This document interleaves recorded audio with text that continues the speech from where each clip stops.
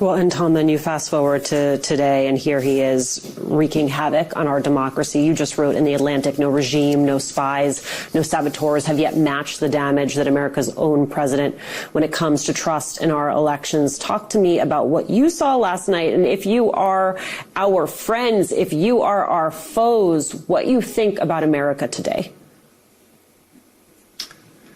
If you're China and Russia, you're sitting back and saying, this is like taking candy from a baby, to get the president of the United States to inject so much uncertainty, so much bad faith, so much civic discord into the American public sphere, more than they were ever capable of doing. It's one thing for the Russians or the Chinese to, prop up third-party candidates or put fake stories on the internet. It's another to have the president of the United States come in and say to 350 million Americans, you live in a third world country. You live in a place worse than a third world country. That's how unreliable your elections are. It's just an incredible amount of damage. And I'm sure our friends, they're used to Donald Trump. I mean, I'm sure at this point they're just shaking their head. And, it pains me as an American to say this because as an American, I've been used to countries that love us, hate us, criticize us. I'm not used to being an American when the reaction of other nations is to pity us. And that feels a little uncomfortable. Yes, pity us for the propaganda that the president promoted last night. I want you. Well, Tony, there is a lot in here. It's impossible for us to fact check each thing that was said, but on the specific thing in regard to China that you raised, the president was informed when he was president in his first term in a classified memo on January 7th, both the assessments regarding interference, and that was also public prior to that date. So he was aware, and we reported on this network at the time in regard to the assessments as to which foreign countries favored which election candidates. He seems to be alleging there that China actively tried to undermine him and even referenced wanted to get him to resign at one point. Ahead of this, I did reach out to Chinese officials who were already prepared with a pre-buttal here. I'll read it to you. The quote is, China has long adhered to the principle of non-interference in others' internal affairs. The U.S. election is an internal matter, its outcome determined by the American people. China never and will never interfere in the presidential elections of the United States. Now, what was assessed by the intelligence community and made public as recently as I'm looking at April 2020. I want to read for you what was in the National Intelligence Council. It said Chinese intelligence officials analyzed multiple states' election voter registration data to conduct public opinion analysis on the 2020 U.S. general election. So public opinion analysis is what the U.S. intelligence community said the Chinese were doing. The president is alleging something far more aggressive there in actively undermining his presidency. And I think, Tony, the question for tomorrow will continue to be, and so what are you going to do about it? Yeah. As Major said in regard to Xi Jinping, I did reach out to ask the embassy if, for example, the White House had given the embassy a heads up that this shot across the bow was going to be taken.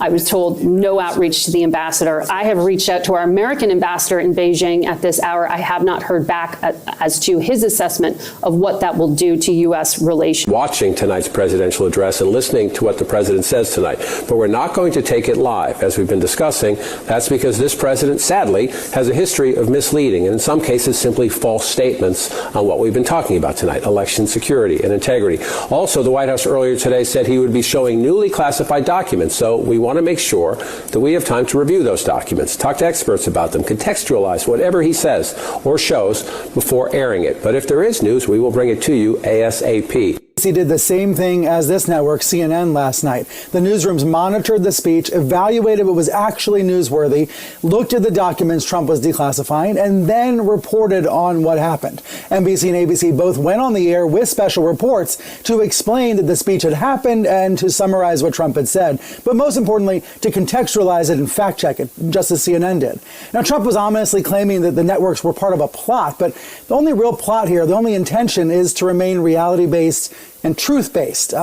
Trump's election lies led to violence after the 2020 election. So this is a subject that really does warrant extra care and attention by journalists. And frankly, some network executives felt that it would be dangerous to just air Trump's speech live, in full, unedited, without knowing what he was going to say ahead of time. That's where we are in America. Also interesting is, remember, it's illegal to possess these stolen documents. It's different for the media. So everything you learn about this, you're learning from us. And it could be that while unemployment and the economy worsens, he could have undermined the messaging so much that he can actually control exactly what people think. And that is our job. Yeah, if you control exactly what people think. And that is our job. Wow. If you haven't heard that, some of you guys probably went, what did she just say? Now, the last two pieces there weren't from last night. Those were a couple years ago. Chris Cuomo said, only we're allowed to read these documents so we can tell you what's in them. And then Mika Brzezinski, who's on Morning Joe, she just let you know it's her job to control what you hear and see. And the other ones were from last night. You see, what got revealed last night was a lot more than I think they expected. By the way, what in the hell is a pre-buttal? With Margaret Brennan saying the Chinese issued a pre-buttal. Well, how would you issue whatever a pre-buttal is if you don't know what's going to be said? But somehow they issued a pre-buttal. Gotcha. And I'm sure they were 100% truthful. You know, I trust the Chinese media. But then again, you also trust the Iranian media. You trust anybody who will say something negative against Trump. And I was just looking at this stuff down here, and it's amazing where they will go. But one of the things that they didn't do, if you notice, just those little cuts. And you can look around X and try to find some other cuts. You can look at Democrat politicians. Go look at the libtards. Look at what they said. And then you realize what they didn't say. I tried. I stayed up late last night. I got up real early this morning. My grandson had to get on a plane, had to be out to the airport at 5:30. And so I said, okay, let me dig in. And I started digging in. And I could not find a single, not even one liberal media outlet, not one Democrat politician that showed a single document. It's like the documents completely evaporated. And you heard Brian Stelter, it's up to us to determine, because he lies all the time. This is dangerous. And by the way, don't run with a sharp object in your house, and make sure, you tie your shoelaces so you don't fall down. Because that's their audience, obviously. The audience that they cater to must be an audience that can't do two things at once and can definitely not run through a house with a knife. We're going to decide whether or not you can handle what the big bad orange man says. And then, because it might be dangerous. Oh, okay. I'll wait, Mr. Stelter. Please tell me what I can see. What happened to reporting? I don't think anybody, actually on either side, signed up to say, can you filter the messaging so I don't have to? Can you make sure that I don't get my fifis hurt? I don't want my nipples to get, tweaked or something. I shouldn't be able to read something that the big bad orange man puts out there. I don't have the mental capacity to discern. That's what they're saying. President Trump basically put them on notice as well as the Chinese. The Chinese government sought to identify U.S. journalists who had reported negatively on the U.S. president and pay them large sums of money to write more negative articles about him, as many as they could, and they didn't care what they said. The Chinese government wanted U.S. president to lose the next election, and the reason they wanted me to lose is because they knew I was wise to them, charged them billions and billions of dollars worth of tariffs, and built the strongest military anywhere in the world. We have the strongest military anywhere in the world. These are exact quotes from the CIA reporting. That, in my estimation, was the big bomb that got dropped last night. Yeah, we knew about the China stuff. Many of us knew because we've been following things. Notice all of a sudden, they're not saying that that 17th letter is so abstract after all. We're not conspiracy theorists. The President of the United States just told the world what we've known for quite some time. But I don't think they were prepared for him to take a giant musket and fire it at the media, because that's not what the media wants you to think. And then he's, one after the other, laid out all the documents, told you they were going to be posted. Hopefully many of you guys went to the website and saw the documents for yourselves. The real ones, not the spin from those lapdogs in the press who have to sanitize it. We're going to go through it and we're going to check it out, make sure it won't hurt your fee-fees. When you hear that, and even if you're a Democrat, do you realize somebody is tasting your food for you? At that point, it's hot soup.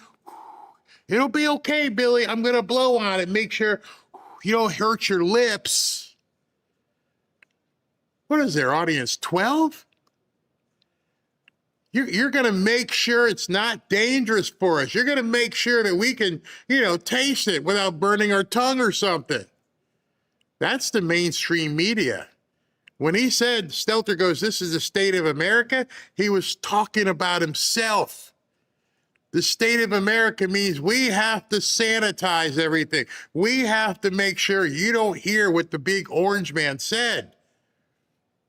See, they may have thought, they may have realized where President Trump was going tonight, because otherwise they wouldn't have had this thing called a pre-buttal ready. You see, it was announced in advance, he's going to be talking about this. He's going to be talking about that. He's going to be talking about China. And so somebody at CBS said, you know what? We got a real good idea where he's going to be going. Let's go get something called a pre-buttal, which till this today, when I put that together, I had never heard the term pre-buttal. So you went and contacted people in China before President Trump even spoke so that you would have something in place to tell everybody. China said, not us. And the rest of what he said, we can't show you. We can't show you our treasonous activity. We can't show you what we've been doing against this country. Except by just saying that, you're telling everybody what you've done against this country. You are embodying the same seditious, treasonous activity just by what you said yesterday. We're going to filter out the words of the President of the United States because we don't think you can handle it. Because then you should ask yourself, how many other things have they filtered out? How many other things have they decided you can't handle? How many other things have they just completely deleted because it might hurt your feelings? We thought it was the intel agencies. We didn't know that this dirty work was being done by people in the media, including Fox.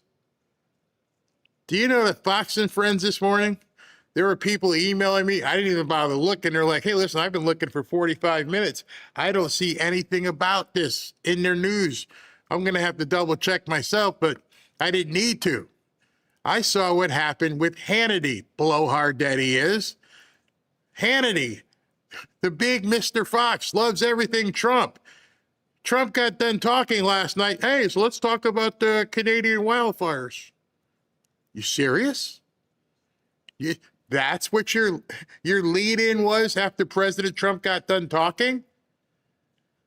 How deep does this rot go? How far down does this media scumbaggery actually reach? The name of the person doing the quote is now under review, but it gets even worse. Raw intelligence obtained by the FBI in 2020, yet buried by rogue bureaucrats, stated that China's activities even included an attempt to manufacture illegal ballots for Joe Biden. Documents show that during this period, dozens of significant CIA and NSA reports about China's election targeting were kept out of the presidential briefing. These were briefings I would get almost every day. Everything was kept out that was of importance. One email among intelligence analysts admitted that they had, quote, deliberately massaged the presidential daily briefing to withhold information regarding Chinese activities related to the election. And you have to wonder also at this point, what other stuff did they massage? I'm sure he knows. See, one of the things everybody who watched last night or anybody who watched today, what you really have to understand I used my Thanksgiving analogy yesterday, so I'll continue. That was the appetizer.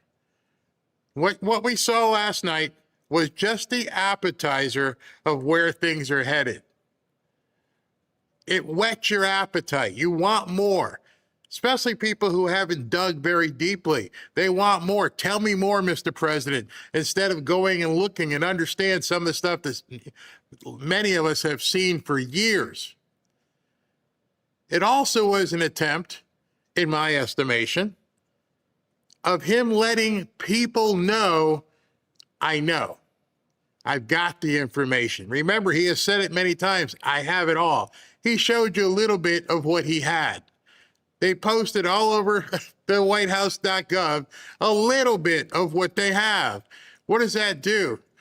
Because if you've been a bad boy or girl in the media, in the intel community, right now you should be lawyering up.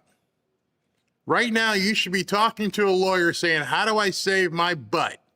What do I have to do to make sure I don't end up in the big pokey? And your lawyer most likely is going to say, if you've got documents that were going back and forth, like the one woman says, I'm running a shadow government. Well, you better hope that you stand in line and grab a number at the plea deal cafe. You better hope that, and you better hope you have something that gives them the reason to even talk to you. You see, right now in Washington and different kind of clandestine, no pun intended, offices all over the country, there are people going, oh, poop. OMG, he really did it. Because one of the things in the back of your mind at this point is you have to wonder why they were so terrified of Trump that they had to go through all of this. That's the part I'm starting to dwell into. Why did you have to go through this to this extent to hope that President Trump couldn't be president? That hopefully he'd be taken out, hopefully he'd be killed. What was it that you guys were so afraid of? I've thought about it many, many times. I'm thinking, is it the money? Were they all dipping into USAID and SNAP and stealing millions? Was it money? What else is there that these people have been doing for who knows how long? Because now if I was one of those people, I'd be really sitting back and going, oh man, ooh, yeah, I did that too. Because you don't know what he knows, but you know he knows something. And the media, back to them, their goose is cooked because they've been on television. They got videos everywhere for years lying their asses off, completely gaslighting people with a smile. all the way back, probably way before the China thing happened. You know that China thing where they used to say that this many people did this. Remember the lady at the White House? Why do you keep calling it the China virus? Because it's from China. They didn't even want him saying the word. Now, here's what really must be making him freak out. All this is happening, and he seems to be buddy-buddy with Xi Jinping. How can you be buddy-buddy with the guy who supposedly wanted to take you out and help Biden? Well, there's only one reason that would happen, which has got to be terrifying them even further. Xi Jinping came here. He's going to go see Xi Jinping. They keep saying, oh, yeah, he's a good guy. Wait, what? Here's why. China, with all their bazillion people they have there, need oil. He's choked off Iran. That is a direct affront to China. You're not getting any oil. But guess what? I got this big, giant, heaping pile in Venezuela. So you give me the goods on the election stuff, I keep the oil flowing to China, and we'll just take it from there. What do you think? Make sense? He done. Yes, let's cut it. Let's do a deal, as he always says. What do you want? I want oil. What do you want? I want names. I want names. I want documents. I want everything you got. I need to know who the bad guys are in our country. Supposition. I am supposing in that regard. But as I watch this, you ever play backgammon? As I'm watching the chips move around the board, I'm going, that makes a lot of sense. What did they trade off? What did they trade off that now he's buddy-buddy with Xi? He's going back over there. Yeah, or he's coming here, one or the other. Have you thought about that? None of what the deep state has buried will stay buried. And they couldn't have buried it without the media. The media had to run interference. The media was, in effect, the offensive line for the deep state. As long as they could keep people stupid, nobody knew anything otherwise. Remember, we have to control what you hear and see. Another official inside the FBI wrote that she was running, quote, a shadow government, unquote, to keep intelligence about China's election meddling from becoming known and to keep it away from the honorable press. Other officials who... Imagine that. A woman actually put in a document that she was running a shadow government. Let me tell you something right now, and I don't think I'm talking to many people in our family here, but if you're still getting your news, even this much, from the mainstream media, God bless you, but you're not getting the truth. You're getting what they want you to hear. You ever watch the news, even on Fox, and they come up with this, oh, so today Dana's going to read sports. What the hell is this? The world's burning down, and you guys are playing like, let's make some recipes. Well, let's have Martha Stewart come over and show us how to make some friggin' baked beans. We're going to make sure you guys are okay. I'm going to show you some of the actual documents that President Trump declassified. Just a few. Again, like he did, I'm going to give you a smaller portion just to dip your beak. Just for you to get a little bit of a taste of how bad this is. And then you can ask people, have you seen the documents? Have you taken the time to actually look? Most people will say, no, what documents? I haven't seen anything. I was watching CNN and they tell me what I need to know. It's dangerous. Why is it dangerous? You're going to get a paper cut? You're going to get something wrong with your finger as you're pushing the mouse? Ooh, that hurt. Don't listen to Barry. Don't listen to anybody on television, not when you've got this trove of documents that you can dig through, because it is wildly important. not because of what the press is saying, like what a shocker. These people are always going to lie to you. But now you know the depth, or you will know the depth of their involvement. It's like watching The Bourne Identity. These people have completely brainwashed an entire half of the country. And then as you read some of this stuff, you have to realize they're probably still on the Chinese payroll. How do you think they rolled that out so fast this morning? It had the pre-buttal. How the hell do you get a pre-buttal? Why would you get a pre-buttal? Why would you spend the time that she said she was dialing all over the world? Give me something. No, she wasn't dialing all over the world. She was getting fed. Like she's probably been fed, allegedly, for years. I bet you that's in the document somewhere as well. The Chinese, if you haven't seen this yet, the Chinese were paying journalists to stir up crap, to stir up and promote hatred against President Trump. And they probably still are. President Trump last night, I don't know if you realized it, he never, not once, did he say the election was stolen.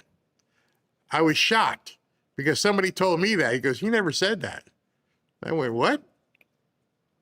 He said they interfered. The Democrats were saying he's complaining and he's alleging it was stolen. No, he's saying it was interfered with. He never said that Chinese people stuffed the ballot boxes. What he showed was proof that China ran the largest known theft of American voter data in history. 220 million files. More files, incidentally, than there are registered voters, meaning there was probably some dead people. Names, addresses, your phone number, your party affiliation, everything run through a dedicated exploitation unit in Beijing, probably full of all kinds of algorithms. Over in China, they have an entire building made for this. And then you get these idiots in our media who, the fact checkers. What the hell are you fact checking? What exactly, if President Trump has the documents, what are you fact checking? Who are you calling to find out that this woman said she was running a shadow government? Did you say that? Too late. It's already in her email. Who did the fact checking? Answer, they couldn't.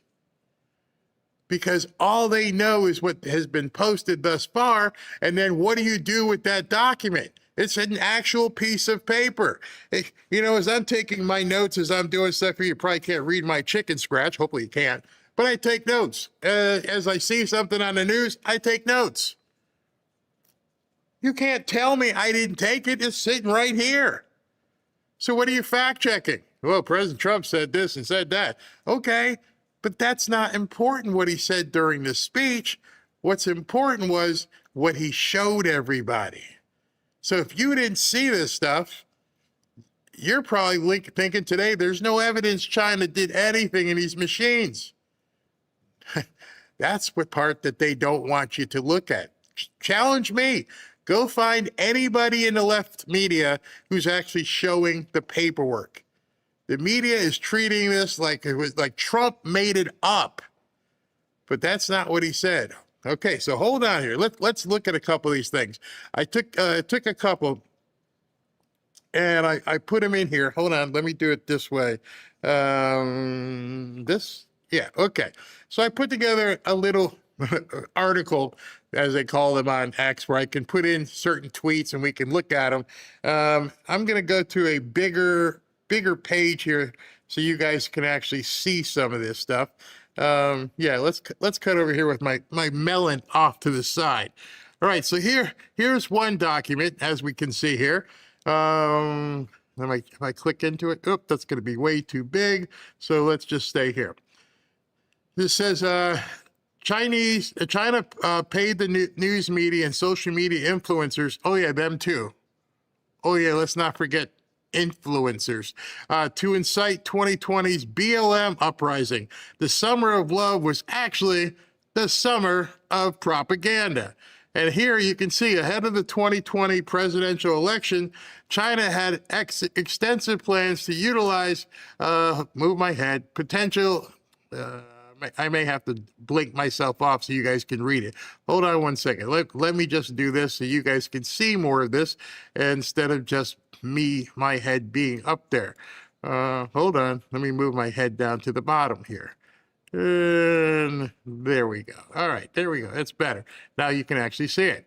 Extensive plans to utilize potential blank and cyber operations to sway public opinion against the Trump administration and internal opinion against the U.S. government. The China plans were designed to exploit U.S. societal fissures and vulnerabilities to influence U.S. and other audiences and by extension the government. The plans address several scenarios. These scenarios including military conflict between U.S. and China, as well as other potential crises. And if you scroll down a little bit, racial tensions. You knew it was AstroTurf. There was no way this stuff was real. Alleging that white people hate black people, inciting demonstrations and marches as evidence of racial divides, increasing the level of conflict between police and anti-racist activities, and feeding any sense that U.S. law enforcement resents USG and people of color. USG, what the hell is USG? I have to go up there. Tensions with U.S. military, political party disagreements, Congress, Trump administrative conflicts, women's rights. They got into women's rights. U.S. South China Sea policies, alleged U.S. war aspirations, and international propaganda. It says China had developed capabilities, and this is where you really need to pay attention here. China had developed capabilities to project themes on these topics into social media, TikTok, Facebook, Twitter, YouTube, and others, as well as mainstream media through a variety of overt and hidden influencers and media contributors.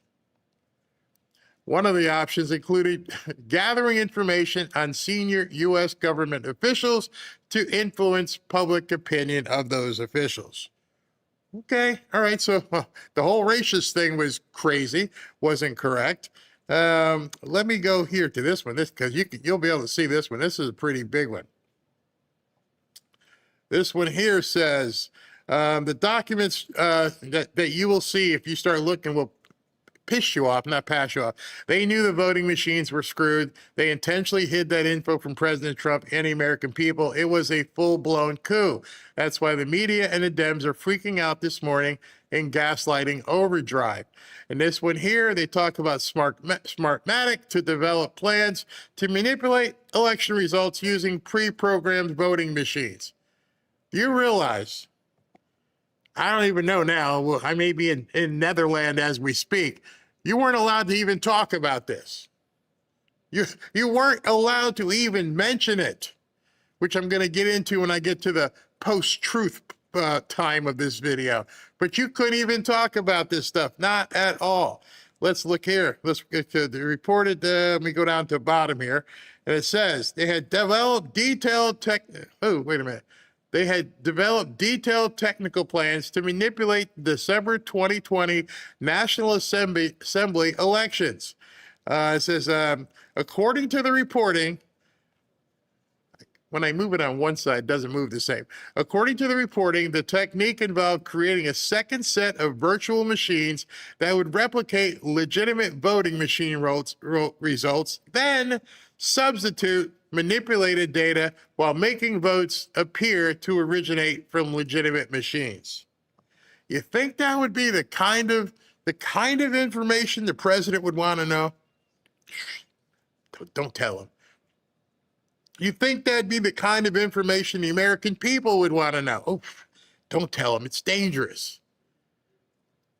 Our intel community hid all this with the help of the media. And people are wondering. And then this is probably one of the most damning ones. This one here is absolutely crazy. All right, so this one says financial supporters of the U.S. president re-election campaign, and it goes down here and it says the strategy included Oh, wait, way too far. The strategy included efforts to use Chinese contracts with big U.S. companies to influence U.S. business leaders to turn against the United States president. The Chinese government sought to identify U.S. journalists who had reported negatively on the U.S. president and pay them to write more negative articles about him. The Chinese government wanted the U.S. president to lose the election. Come on. And I'm not going to bore you guys because there's so much more. I mean, I tried to just put a couple, but I mean, looked at the clock here. There's so much more. Nobody's talking about. I mean, when I say nobody, those people. Not a word. Nothing. They don't want you to know. It's insidious what they're trying to do to people at this point and how they're trying to shut everything down. Everything's a lie. Trump's just making stuff up. That's just how he is. Don't listen to him. When in reality, these are actual documents. The actual documents that I am showing you are documents that they pulled out of these files and said, here you go, right in front of you. And unfortunately, there's a good amount of people right now who don't care. Because if it means getting rid of Trump, if it means taking down MAGA, they don't care by any means necessary. They've turned into Marxists, as we know. They don't care. It's just another weapon. Oh, we got caught. Sucks for some people. We just have to do a war of attrition and put somebody else in there. We're under attack. We've been under attack, and it's not even from a foreign hostile power. It's from inside our government, inside our media. And unfortunately, I don't think many people on the right are ready for what the remedy would have to be. You talk to people and like, yeah, we got to pass the Save America Act. Well, we got to pass this. We got to pass. You're still thinking in terms of laws. I don't think this is going to go anywhere near a courtroom. I don't think we're going to see a whole lot of people get arrested. What I think needs to happen, I'm pretty sure most people don't have the stomach for it. Have you guys ever seen the movie The Siege with Bruce Willis? And they roll in the military into a city and they begin going door to door and rounding up certain people. In the movie, it happened to be Muslims. But in this regard, I think we need a wholesale roundup of certain Democrat politicians and certain people in the media, and they need to be taken to Gitmo. Not into some court here, because in the courts here, we're going to have some vacancies because I think you got to go round up some judges as well. And some of you guys out there, we could never do that. We're not that kind of country. We are backed up against the wall. We are so backed up against the wall at this point in terms of people using our own system against us. You saw it in New York. You see these judges playing games.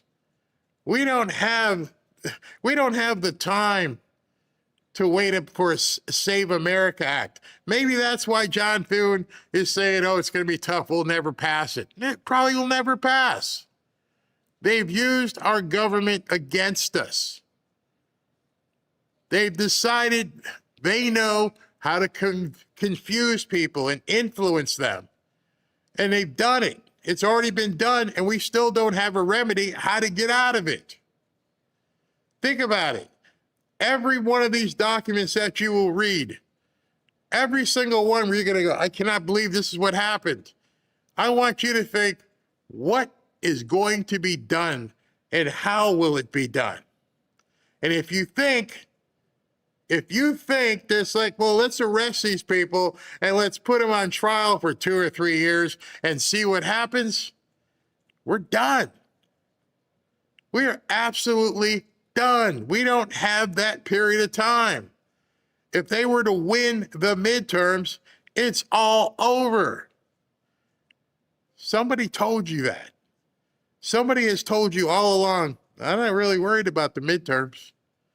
Why is he not worried about the midterms? What is it that President Trump keeps saying that he's not worried about the midterms? Because there's only one answer here, and it's this. When I get back into the Oval Office, I will totally obliterate the deep state. They will be obliterated. He didn't say arrest them. We don't have time for arrests. We don't have time for trials. We have to act. He has to act. The military has to act. Yesterday, you saw 3 speeches by Marco Rubio, Stephen Miller, and Scott Bessent. We need to grab the money. We need to choke them off. We need to put them in MMA holds and make them submit. Trials? They ain't going to do it. And so I hope in closing in this section here, as a thunderstorm is moving in, that you realize it's gonna get ugly. And we don't have any choice. And we need warriors. We need soldiers. We need people out there who say, we need to win by any means necessary. We need to understand our backs are against the wall. We need to understand it's us or them. Trials, drawn out things, well, in the media, where some judge can say, no, you can't use that. No, we can't go there. They are going to try and sway people. This needs to be military tribunals, down in Gitmo, away from television, and get it done. That's why I think the executive orders are coming in terms of declaring a national emergency and taking this out of the hands of district court judges. All I need to know from you guys, and you guys can talk amongst yourselves and your friends and your family, you have it in here, in my belly. Do you have it down here to say, I'm ready to do what's necessary? I want him to do what's necessary. Because otherwise, I don't see how we survive this. You know, Robin always tells me, praying could work. Praying could help us get through this. Well, we're fighting an adversary who, number one, doesn't believe in God, so they don't care. We have to keep our Christianity about us and understand, but we got to fight. We got to fight because there is nothing else. If these people win in November, all hell's going to break loose. So why don't we break a little hell before them? Why don't we break a couple heads before they break a couple heads? Why don't we go on the offensive instead of being on the defensive? Instead of having to go through burn bags of documents, why don't we just start taking these people off the streets? Let them scream. You know why? They've been screaming since he came down the escalator. They've been telling you he's Hitler. They've been telling you he's a fascist. They've been saying all the things that they plan on doing to us. I'm over it. I'm ready. If this is what it means for me to protect my wife, my daughter, my son-in-law, and the grandkids, I am so ready to put it out there. I just wonder how many of you guys are. Quick update. I've got a press conference that Mark Wayne Mullen did that I'm going to roll into. So I'm going to talk to SV for a second. And then at 5:15 or 5:20, a very surprise announcement. Found out that President Trump actually is going to be speaking. Did not know. It's sort of like a impromptu speech at this point. He is up in New York City at the FIFA event, getting ready for the World Cup final on Sunday with Spain and Argentina. Go Messi. And so he's up there, but he's going to be speaking at about 5:15, 5:20. So I'll cut to that as soon as possible. And then we can take that and keep going as well. I didn't know. It was funny. It was on his schedule that he was going to be at this event, but it didn't say like what time or anything. And I'm looking at my feed schedule and it says 5:20. He should probably take the stage. So with that, let me go ahead and jump in and talk to SV. What do you got there? What happened? I'm enjoying those Canadian wildfires, Bart. It was funny. We Holy had moly. we had wildfires down here when I lived in Orlando and Daytona. I haven't had as much down here because we get rain. It's right now it's thunder 30, so it's about to Right. rain again. Under 30. Thunder 30 down here. But Hey, that's my what's- message. That's my message. Citizen vigilante there, huh? Vigilante. Yes. Story number 5 at the bottom, please. That will dovetail into what you just said. See, SV and I have a new system at this point where we're basically. Oh my gosh, that's too funny. I swear it's not my alter ego. Look at that. For those who are concerned about how we are going to prosecute all of this, Trump has been telling us the entire time. Trump has repeatedly floated the idea of bypassing the corrupt justice system and trying the criminals via military tribunals. And before anyone says that this is not possible, you are incorrect. POTUS has the authority to designate American citizens as unlawful enemy combatants if they are caught collaborating with foreign adversaries, and they can be tried as terrorists via military tribunals, speedy trials. Trump is in his administration, right? You were just saying it's not going to be long ones. Trump and his administration, Stephen Miller, have also openly floated suspending habeas corpus and implementing martial law, which can be invoked during invasions or rebellions. Don't take my word for it. This was Trump's idea, not mine. But I'm here to tell you he's not joking or trolling. He's dead serious. Exercising executive authority, the easy part. Convincing the American people that it needs to be done. Yeah, that's the hard part. And that's what we are doing right now. And what he means by what we're doing right now is the soft disclosures of letting people know, hey, this is where we're headed.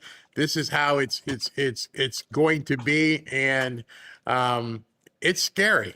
I know it's going to be scary for a lot of people because it was this morning I was sitting with Robin. I was like, she's like, what do you mean people aren't ready? I'm like, no, there will be a lot of people. Unfortunately, there will be a lot of people who side with the left. Oh, we can't be like that. We can't be like some of these third world countries. I'm like, okay, what's the option?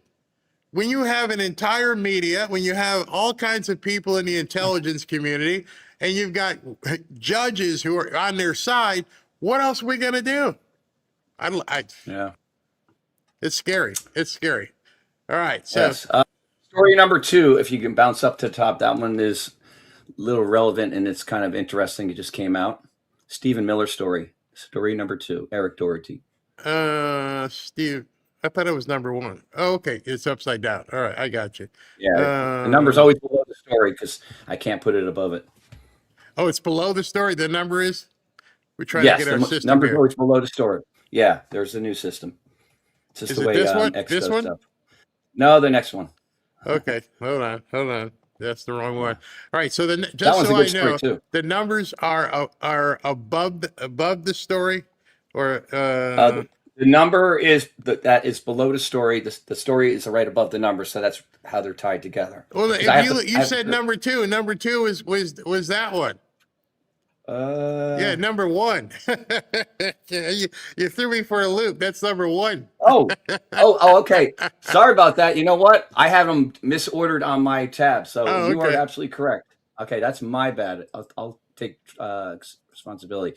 All right. So anyway, Stephen Miller announced today the Trump administration and Scott Bessent, which he's been doing great things, are moving to debank illegal aliens, making it unbearable to stay in America. Remember now, all this money that they're getting is going to banks and no one knows where it's going, or like it's there's no auditing. So he says once illegal aliens lose their access to capital, that is going to be a major driver of self-deportation. We're not going to allow illegal aliens to use banking services in this country. Contrary to popular perception, the stupid phrase about illegal aliens living in the shadows. Illegal aliens don't live in shadows. Illegal aliens have credit cards, they have bank accounts, and they're paid with direct deposit. So illegal aliens fully participate in the commercial systems, the financial systems of America. Shutting that down is a massive engine for deportation. The Treasury Department has just issued new guidance to financial institutions, to banks. The next step in this process is us meeting individually with banks and financial institutions on cooperating with us to remove the illegal aliens from the banking system. All right. That's awesome to hear. So if you live anywhere near an inner city, and today's Friday, right about now, 5 o'clock on a Friday, and you go by a check cashing store, you will see a whole bunch of these people who just cashed out from whatever they've done for the week. They're there cashing a check, and then they're doing what's called a remittance. They're sending that money somewhere, whether it's to family back home or whatever, but they're using Western Union to disperse this money. So by cutting that off, it's really going to hurt them. They won't be able to send money back home or wherever they're sending it to. But every Friday, I'm serious, you can go into downtown, wherever you live, and go by a check cashing store. And absolutely. It's amazing. You know what that means too? Since they won't be able to electronically send it, that means there's a lot of suitcases that are going to be going through the airports. ICE, go there. Yeah, absolutely. Right? Absolutely. You're fully right there. I mean, it's crazy. All right, let's do one more. All right. We could do the number one story because that was good with the prosperity. The one about the semiconductor chip, or story two. Excuse me, two. Sorry. There we go. Get another number. Number two. What happened? For some reason, whatever you sent me, they weren't populating in here. But okay, I see. Thank you, I Severo. think it's this one, right? Yes, that's the one. Yeah. Okay. So let's get that one on my screen. All right. President Trump has sent the experts. You know how wasn't there like 67 experts? 67. Yep. 67. Yeah, experts. I don't believe any of these experts these days. Anyway, into a state of shock. TSMC, the largest leading edge semiconductor chip manufacturer in the world, has announced an additional $100 billion investment in their semiconductor fabrication factories in Arizona. That brings their total commitment to build chips in America, not China, to a record $265 billion. Can we play the winning? Well, I wanted to go there first, but I know you're talking about this one. Good. We're going to win so much, you may even get tired of winning. And you'll say, please, please, it's too much winning. We can't take it anymore. Mr. President, it's too much. And I'll say, no, it isn't. We have to keep winning. We have to win more. We're going to win more. You know, I didn't realize until just then is that could be the rally cry of the left. We can't take it anymore. Please stop winning. No more. Oh my gosh! Please stop, because they just keep getting. It's amazing how this stuff happens and it doesn't get talked about. Nobody knows. It happens in a vacuum. And the fact that he has to go on stage and say things because he knows the media is not going to tell anybody. And so it becomes just very weird, the situation we're in right now. I call it a post-truth world. I'm going to talk to you about that later on. But yeah, he's due up pretty soon. So let me go ahead and get into Mark. One last thing. One more. One last thing. So I'm headed to, nothing you need to bring up. I'm headed to Olive Garden after to have dinner because I know there's not going to be any illegal migrants there. Why? What happened? You know why, right? Well, Olive Garden says that you need a photo ID to use their pasta card. Steve Miller wrote about it. It says, we reached a point in society where access to fettuccine at Olive Garden is vastly more secure than deciding who is commander-in-chief. Wait a minute. What the hell is a pasta? What is a pasta card? Have you ever, I guess you haven't been to Olive Garden, where Olive Garden has that all-you-can-eat pasta and bread. So you can actually purchase like a card, but you need a real ID to prove who you are when you use that card. So other people don't hand it off and let you use that card. That makes sense. Isn't it amazing how ID actually works for things like that?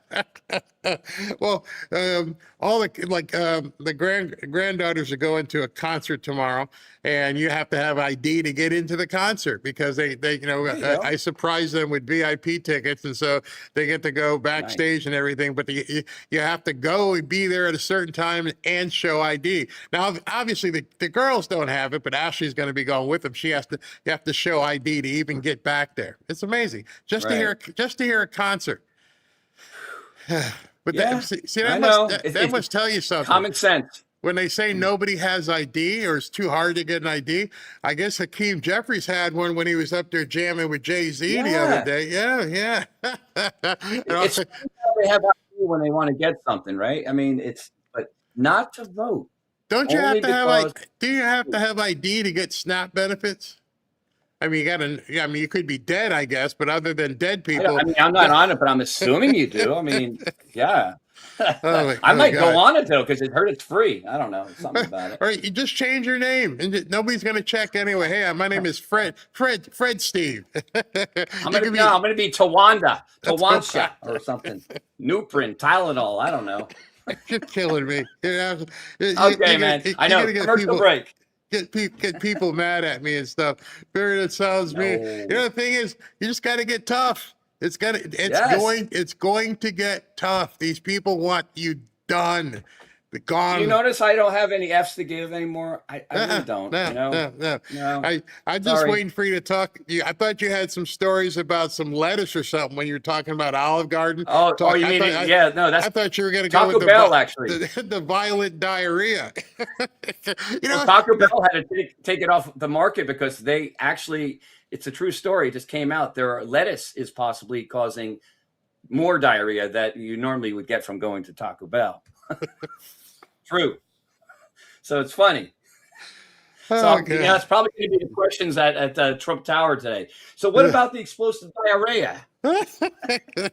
Hey, can you make a Kalshi bet about the diarrhea? Maybe it's like, how soon after you eat the Taco Bell will you be on the toilet 24/7? I don't know. Maybe we can make money on it.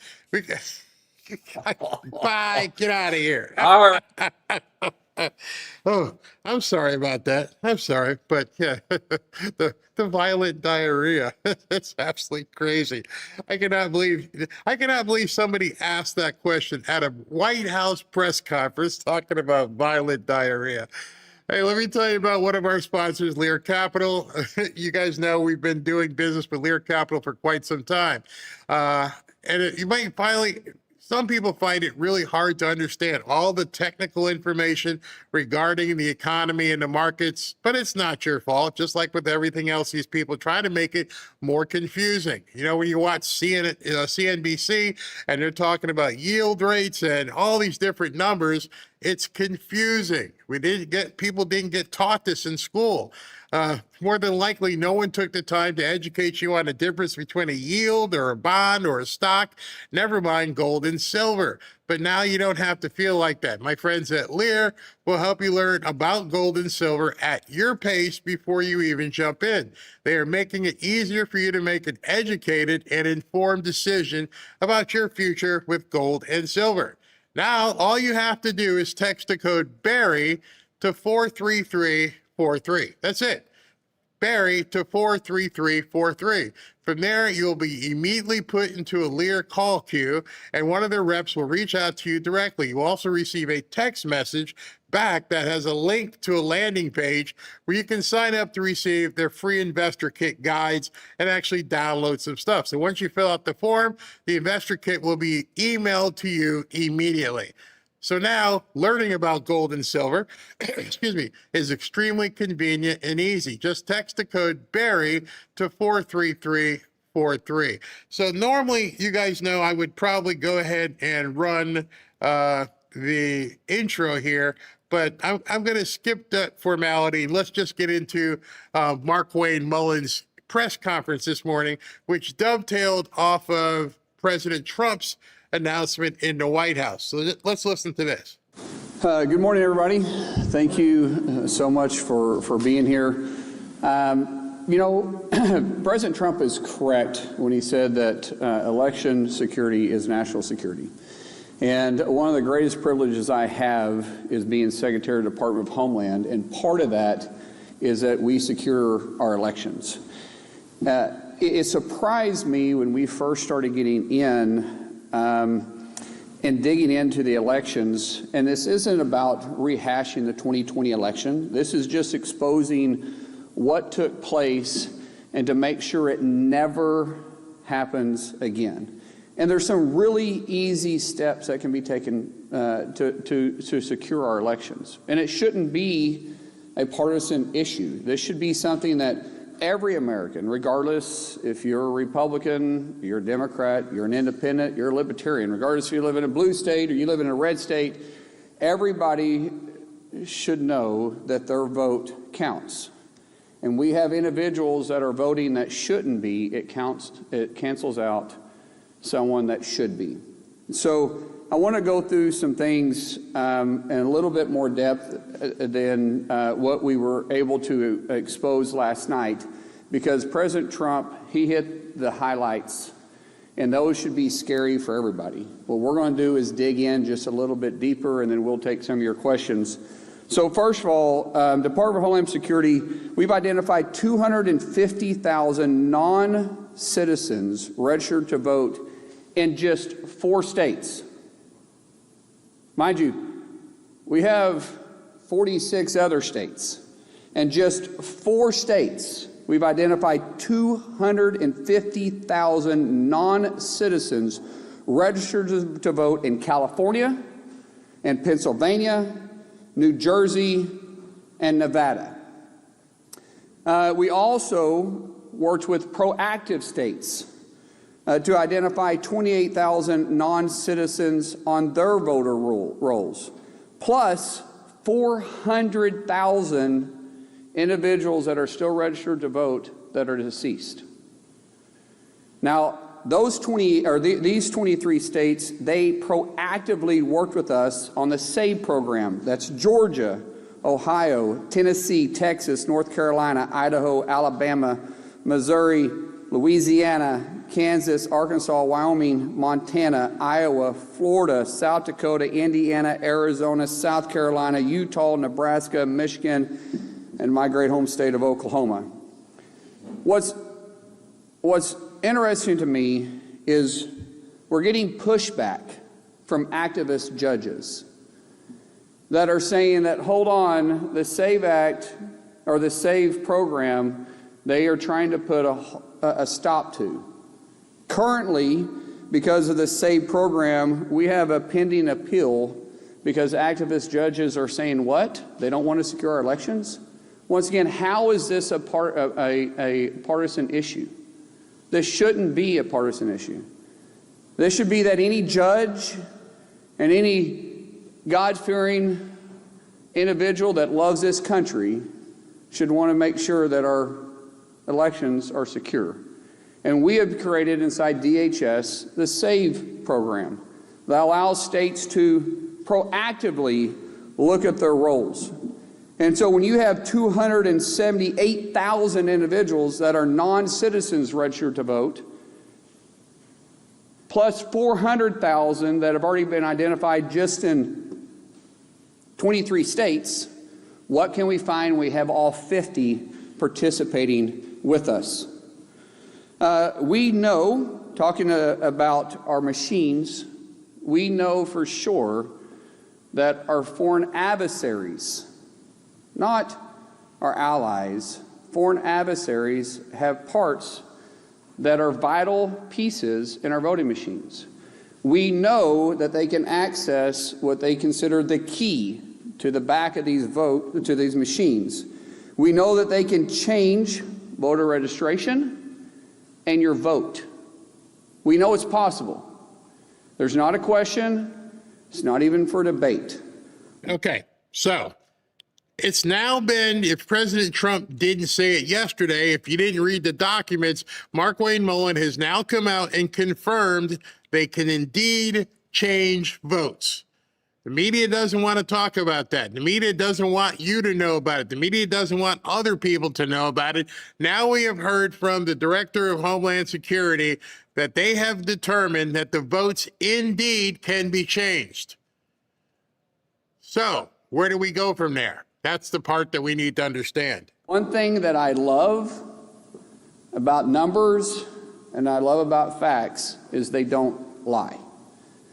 This isn't something that I'm trying to tell you to spin a narrative. This is what is going on.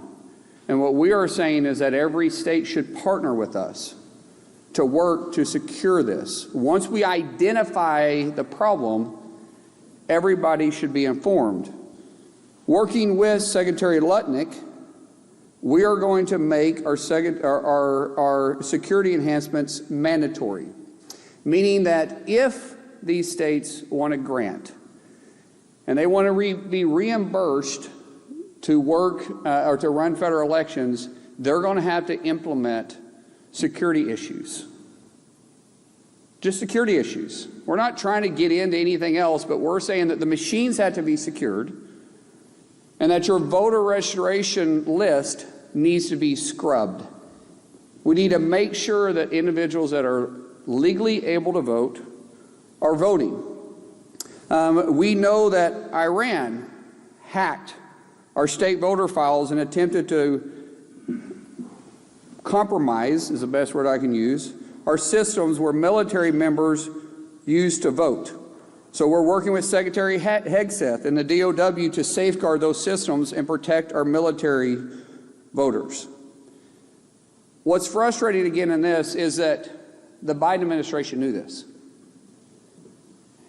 And our intel community knew this. And not only did they withhold it from President Trump in his first term, but they withheld it, it looks like, President Biden in his term. They withheld this information from the public. They withheld it from Congress. That should never happen again. And because of President Trump's leadership, we're not allowing that to happen. We're telling the American people not to scare them, but to ensure them that we are watching it. We're taking it serious. We will secure our elections. Underneath President Trump's directive, he has gave Department of Homeland Security and myself the tools and the resources we need to secure the elections. But we have to have the states partner with us. If they choose not to, then the voters should hold them accountable. When I was sworn in just over 100 days ago by President Trump, and I can tell you honestly, I haven't quit smiling. I think this is the greatest job that I could possibly have. I said at that time that I'm going to fight for your yard and your backyard like I do mine, regardless if it's a blue state or it's a red state. Department of Homeland Security isn't just keeping you safe on your streets, but we're keeping our voters safe and our elections safe. But we can only do that if we have full participation.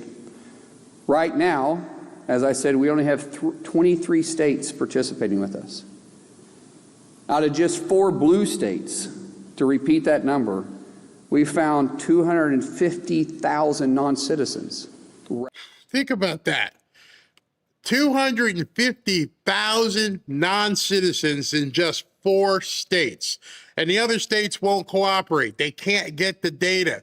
Why would you not cooperate? Why can you have it if you think it's a matter of security or privacy? Why is it okay that you and your staff have it, but you don't want Department of Homeland Security? It's obviously this cheating is rampant.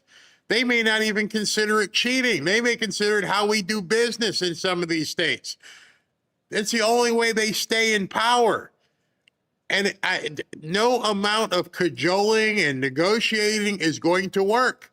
It's just not going to work. They're going to have to do something to get in there and get the data. By the way, with Elon having done Doge and everything he's doing with backing rockets back down from space, anybody really think that they don't already have the data?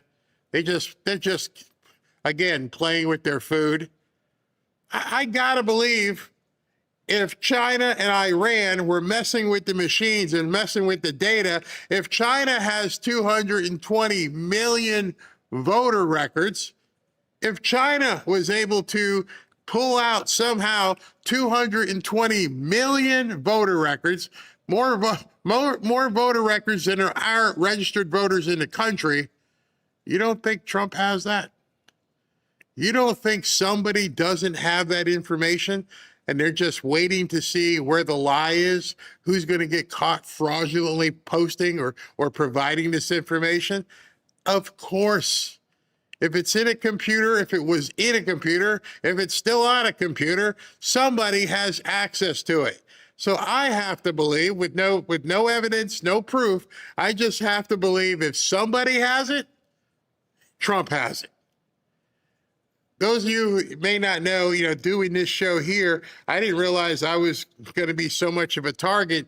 I understand how often I get probed, how often people try to hack my stuff just because I do a Trump show. And I get, the notices from Google, hey, this has been compromised, change your password. I'm like, again? It must be 3, 4, 5 times a week. So I'm thinking to myself, you don't think that Trump, Elon, Doge, somebody didn't get that initially at first? Remember, if it's plugged into the internet, if there's a coaxial cable or a Cat 1 fiber cable going into someplace, there are people out there who can access it. There are people out there, and I gotta believe the people at these offices in these different states don't have nearly the experience of some of these engineers that Elon has that can go, let me just go ahead and, they got a little firewall. Bam, we got it. Shh, don't say anything. You guys ever go to IT? SV said he used to work in IT. And those guys are the worst guys to be pissed off at because they can hurt you. They can access your home computer. They can do all kinds of different things. You have to be very careful with the IT department just at your job. And you're telling me some DEI hire at some voting office in like Oakland is even capable of standing up against somebody like Elon Musk. Registered to vote. So for us, we're going to take proactive and reactive measures. At President Trump's direction, our cybersecurity team and CISA will release an updated election infrastructure plan, and it'll be public within 30 days, meaning that'll give the states the resources they need to help from the cyber side. From us, if they participate in the SAVE program, we'll provide the resources and training to support state election integrity. We're not trying to change the outcome. We're trying to make sure that American people can trust our voting system. Real ID does not prove citizenship and does not give you the right to vote. You must be a U.S. citizen and you must be eligible to vote. Before and after the election, we will scrub all election records looking for illegal aliens and those who are ineligible to vote, including those that somehow voted, yet they were deceased. If you're illegal and attempted to vote, or you tried to vote illegally for someone else, we will find you and we will charge you. Illegal voter registration and illegal voting both carry penalties up to 5 years in prison and up to $250,000 in fines. We will pursue maximum pressure on this. To let you know, we will be proactively looking at early voting, and then after post-election, we will continue to scrub all those that did vote. Those states that don't participate with us, they have public records of those that voted, which is where we found the 250,000 from the 4 states that don't participate with us.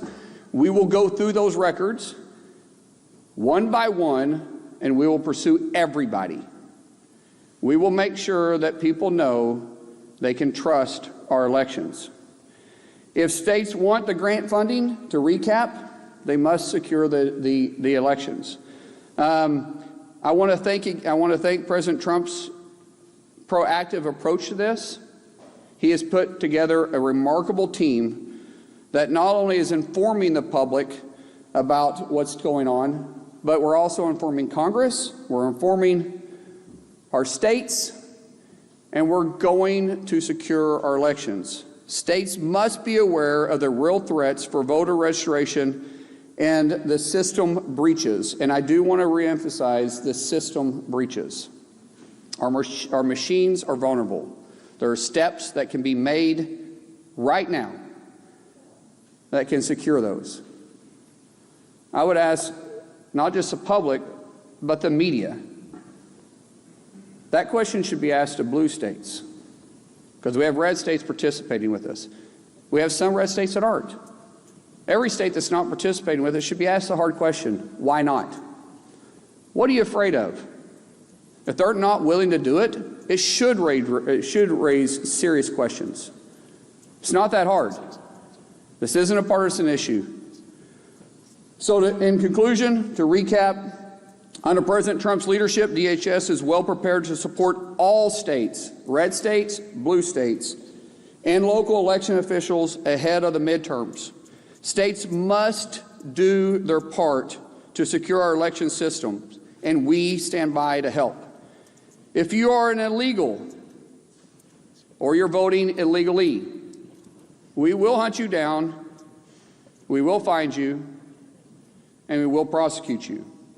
The American people must have confidence in our elections. Election security is not a partisan issue, and Homeland Security, we're here to support everybody. The American people, the states, even the media, to get access and the information they need to hold the states accountable. So with that, I'll open up for questions. Yes, ma'am.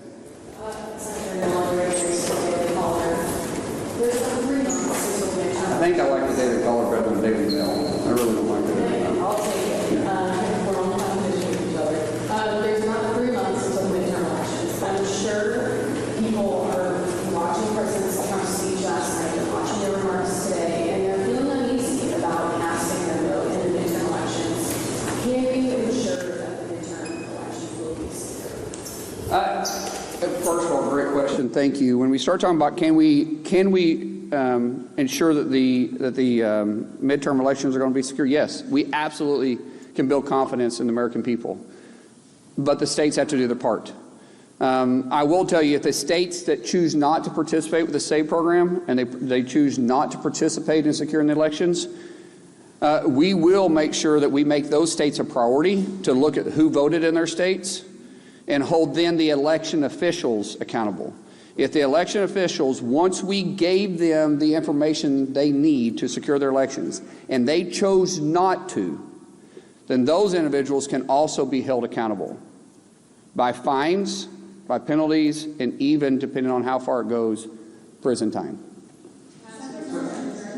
Let me get a follow-up question, and I'll get to you guys. Hold on one second. Yes. Secretary, the President has mentioned that there were intelligence officials who covered this up and kept it from him and President Biden.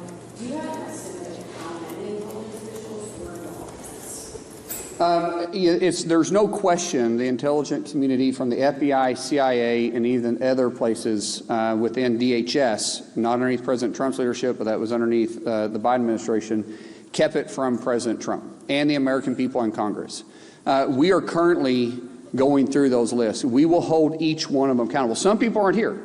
Some people are no longer in the agencies. Those that are, we will be held accountable. Those that abused their role in this will definitely be held accountable, because there is no excuse. If you purposely disobeyed the law and you purposely went around statute, then you have an accountability.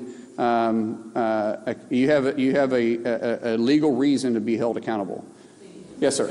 All right. So the people who are still in the government, oh man, they're looking at you. They already know who you are. They're coming for you. The lady who said that she was running a shadow government, she's no longer in government. So now they're just going to be reaching out. You're going to probably see some mass layoffs and people just getting ushered out the door. And I bet you it won't take long. Yeah.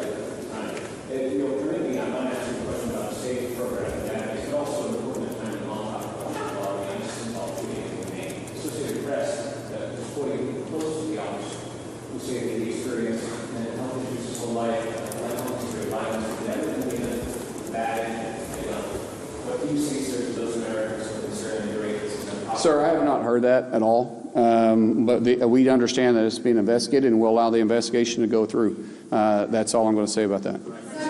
Yes. Hi, thank you so much. Yes. Kara Castronova from I got back here in the back. Thank you guys. Kara Castronova from Lindell TV. Thank you so much for doing this briefing today. Is there any analysis on what went wrong with CISA in 2020 and the premature analysis that it was the most safe and secure election? It's now being revealed that obviously it was not. Will Chris Krebs or anybody that was involved in that premature analysis be held accountable? Everybody that purposely misled the American people, abused their power and their authority, and decided not to continue doing their job will be held accountable. What does that accountability look like? I don't know. Is it criminal? We'll pursue criminal charges. If it is not criminal, we'll make sure you never work for the federal government again and you never have the ability to have a clearance again. Yes. Okay. So that's a little bit of a tidbit. If you still work for the government, they're going to go after you. And if it's criminal, which most of this stuff probably is, they are going to go after the small fish. The small fish don't want to go to jail. Those people are not going to be the ones that want to go and go to prison for somebody else. They built their entire network of crime depending upon lower level people to follow orders. And these people probably followed orders because they were getting paid and made all kinds of assurances, and they felt like little kings and queens in their own little domain. But those are the first ones that you chop their legs out underneath them. They either get disappeared, make sure you didn't piss off Hillary, or they're going to talk.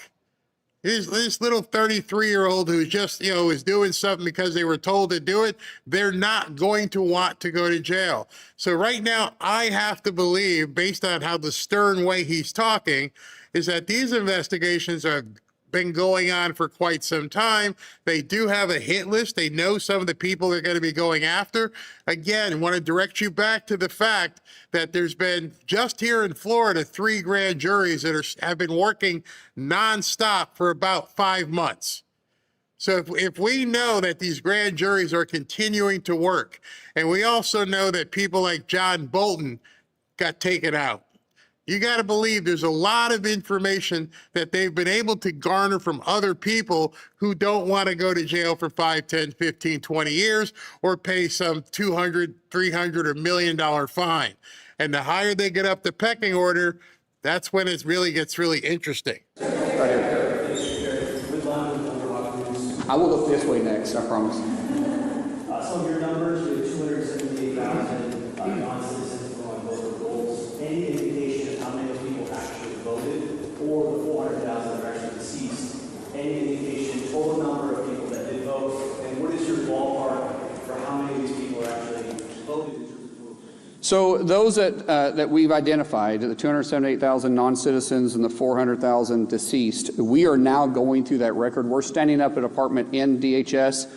Heather Honey, who is doing a great job exposing all this and working with the team together.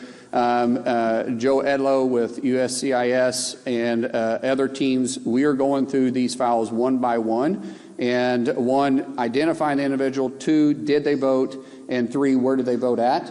That's a hard, it's easy with states that participate. So the 28,000 that we identified with the 23 states that are working with us, that system can be very easily expose all 28,000. The problem is an activist judges now have put a hold on it, and so we're pinning the case. Once it's turned back on, we'll be able to move fast. The 400,000 or the 250,000 in the just four of the blue states, meaning what were the states? So I got it right: California, Pennsylvania, New Jersey, and Nevada.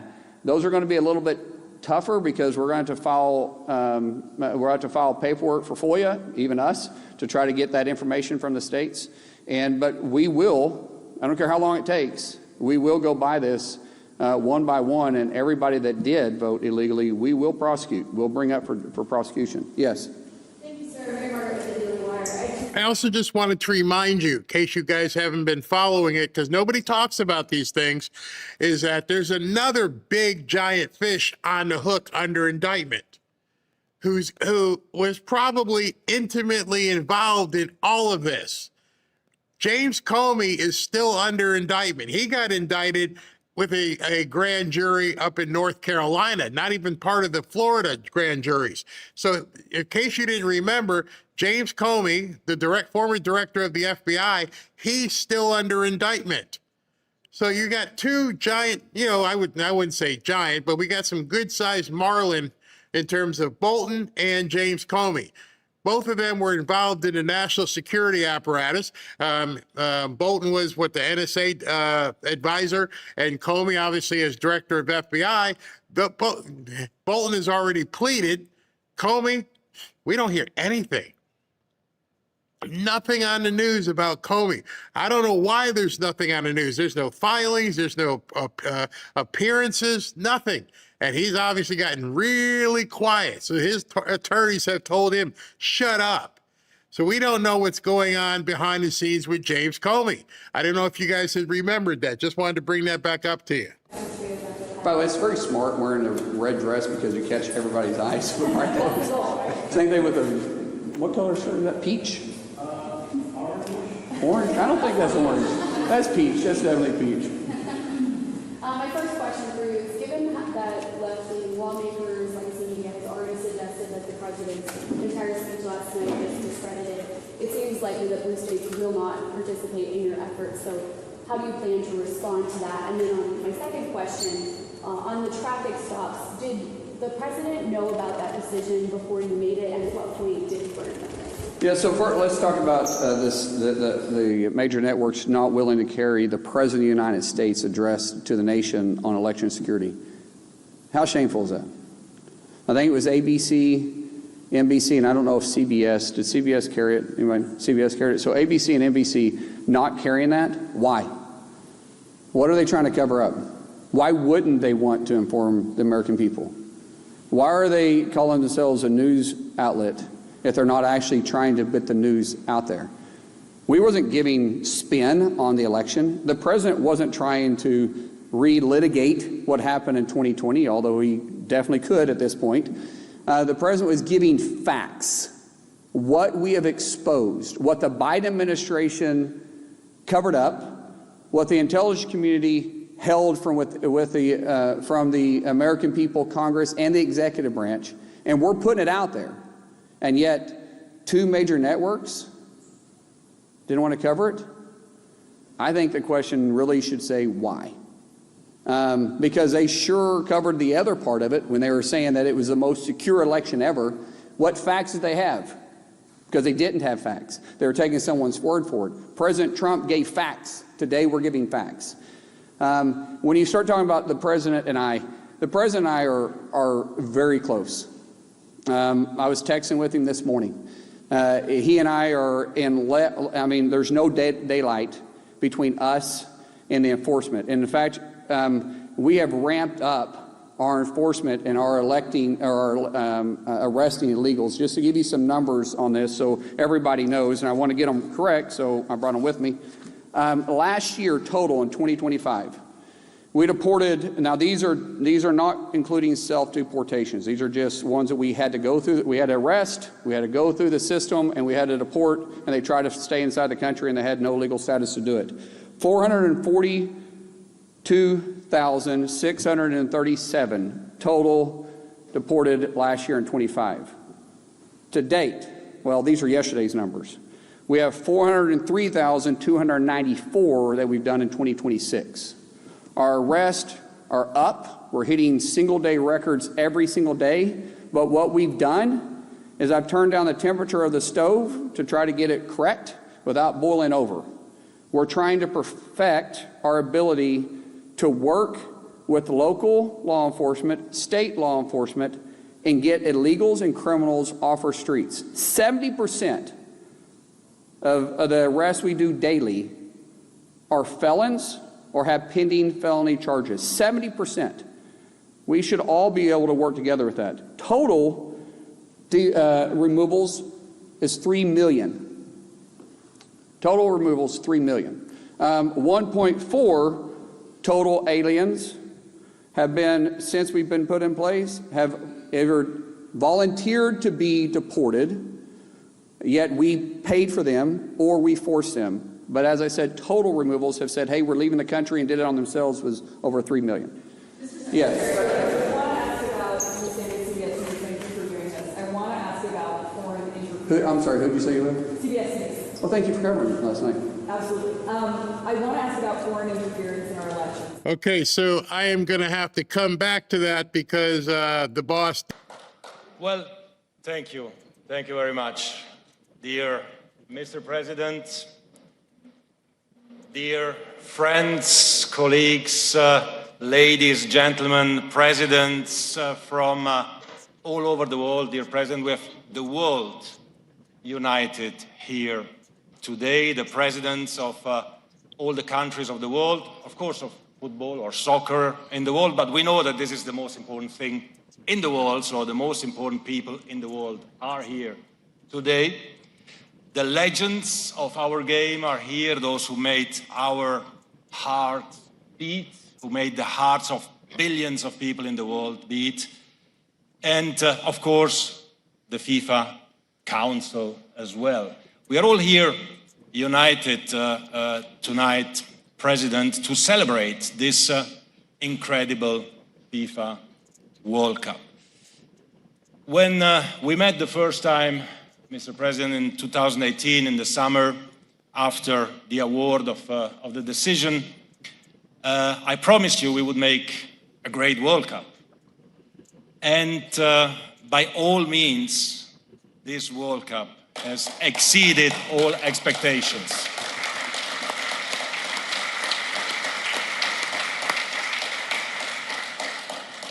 Full stadiums, 7 million people in the stadium, tens of millions in the cities in America, in Canada, in Mexico, billions in front of their TV, everyone enjoying the game with happiness, with joy, with peace, and the American dream, Mr. President, came to reality. We united the world. We united the world in America. When I told you we will do a great World Cup, you told me America will welcome the world, and you did welcome the world. Everyone that came here enjoyed it. Everyone that stayed home enjoyed it as well by watching the incredible images of these beautiful host cities, of the fans from all over the world coming together and enjoying in peace, Mr. President, in happiness and in joy, because I don't know if you know, but the official definition of FIFA is FIFA is the official happiness provider to humanity since 120 years. So we are providing joy and happiness. Unless the team loses, of course. And all this, of course, would not have been possible. And I say this because it is the truth. You don't need people to compliment you, Mr. President, but this World Cup would not have been such an incredible success without you. Please, your administration, every single person in the White House, in the administration, in the cities, in the states, everywhere contributed to create this safe and secure and joyful environment to live something that the world has never seen. This has not just been, and is not just the greatest World Cup of all times. It is the greatest human, social, and cultural event that mankind has ever witnessed and seen, and we are all part of it. And for this, I thank you very much, Mr. President. Thanks for having us here. There is one more game to go. Two more games, the bronze medal tomorrow, and between England and France, of course, and the great final between Argentina and Spain. One country will be the world champion, but the world has already won. America has won, FIFA has won, and uniting the world in such a way as we did this summer, giving unforgettable experiences and memories to millions, to billions of people all over the world, is something that we will take with us and cherish forever. Thank you, Mr. President. Thank you. So, I want to thank Johnny, this guy. He came to me with this crazy idea. I said, are you crazy? We're not a soccer country. It turned out we were a soccer country, and I think it's going to remain. But what he's done and what he thought of, with a lot of your friends that I met today, they were very much involved in the decision. But I want to thank our great FIFA president, Gianni Infantino. There's nobody like him, actually, very few. And the entire team at FIFA for their incredible work. I've met so many of them. I see why you were so successful. Because of the commitment and devotion of the people in this room, this beautiful room where the sound is very good, because you're going to hear a great opera singer in a couple of minutes. That's why I say, you know, Pavarotti was here. I was saying years ago he was here and he sang right in that corner. And he said to me something I never forgot, because it's luck. Sound is luck. Like talent, you're born with it. Sound is a little luck. He said, this is the greatest space. And he came and recorded either an album or a song, and we're going to hear somebody, you're going to hear somebody in a couple of minutes that's really good. But I did say to him, Christopher, are you as good as, he's an Italian man also. I don't know, it seems that being Italian's a big advantage in that business, right? If his name was Christopher Smith, it wouldn't work out as well. But I said, Christopher, are you as good as Pavarotti? No, no, no. He was the maestro. He was the greatest of all time. There was nobody like, when you hear him, you'll understand he's just as good. Now, I would have said, no, no, I'm better than Pavarotti if I were him. And therefore, I'm doing this instead of that. But you're going to hear somebody who's fantastic, really an acknowledged genius. But this has been the most successful sporting event maybe in the history of the world. It's been amazing. So I want to congratulate everybody in this room, because you're very much into football. I'll say the word football. It gets a little confusing here because we have the great Bob Kraft. He's won 6 Super Bowls? 6 Super Bowls. That's not, stand up, Bob, will you please?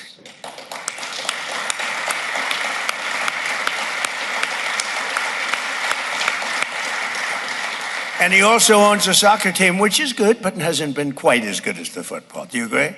Not quite. And you're okay with that. He's okay with that, actually, in this country. Congratulations, Bob. Nice to have you. You've been my friend for a long time.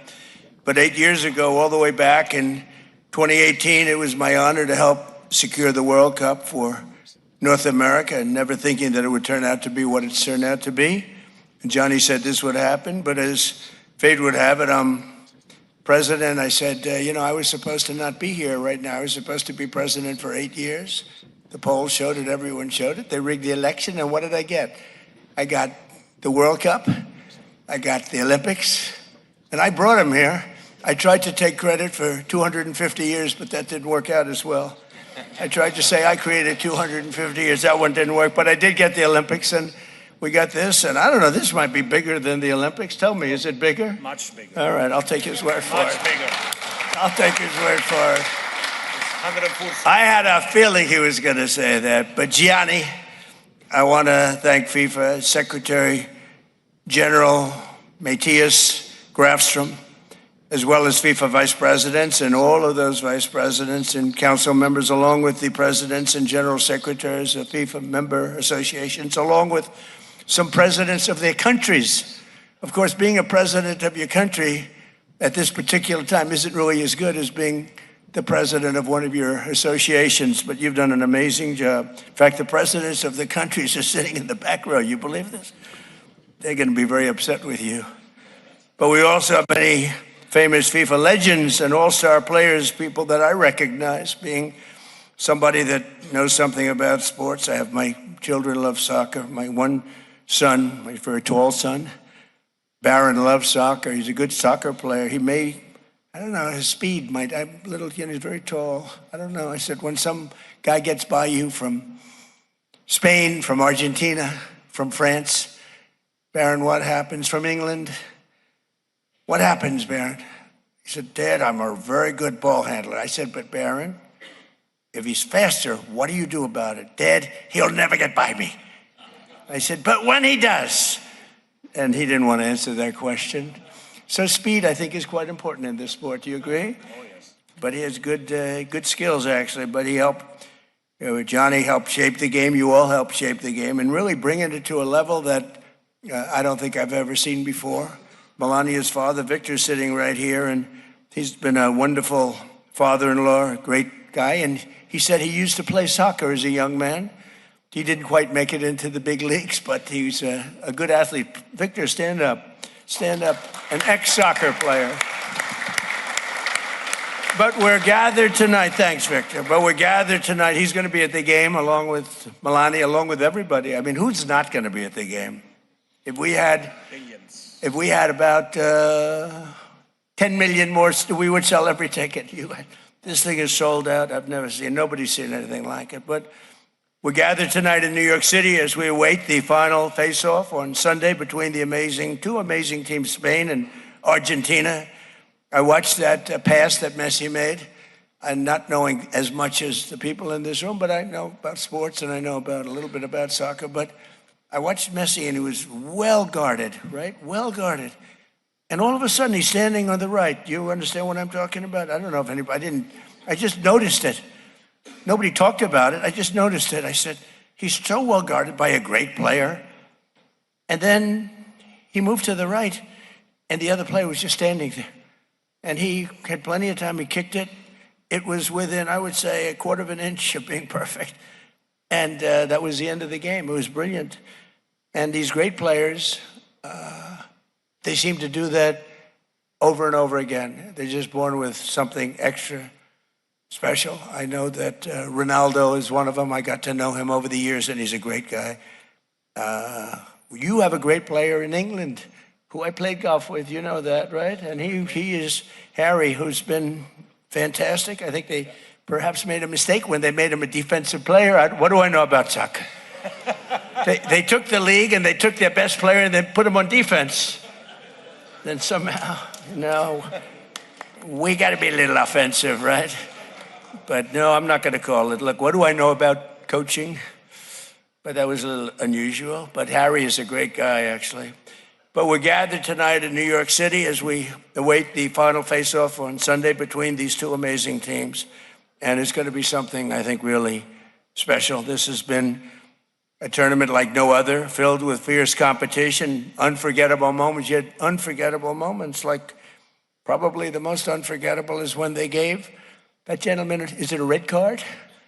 And I was forced to call Johnny and just make a recommendation. I said, Johnny, I'd like to make a recommendation. Let the guy in the game. No, I didn't say that.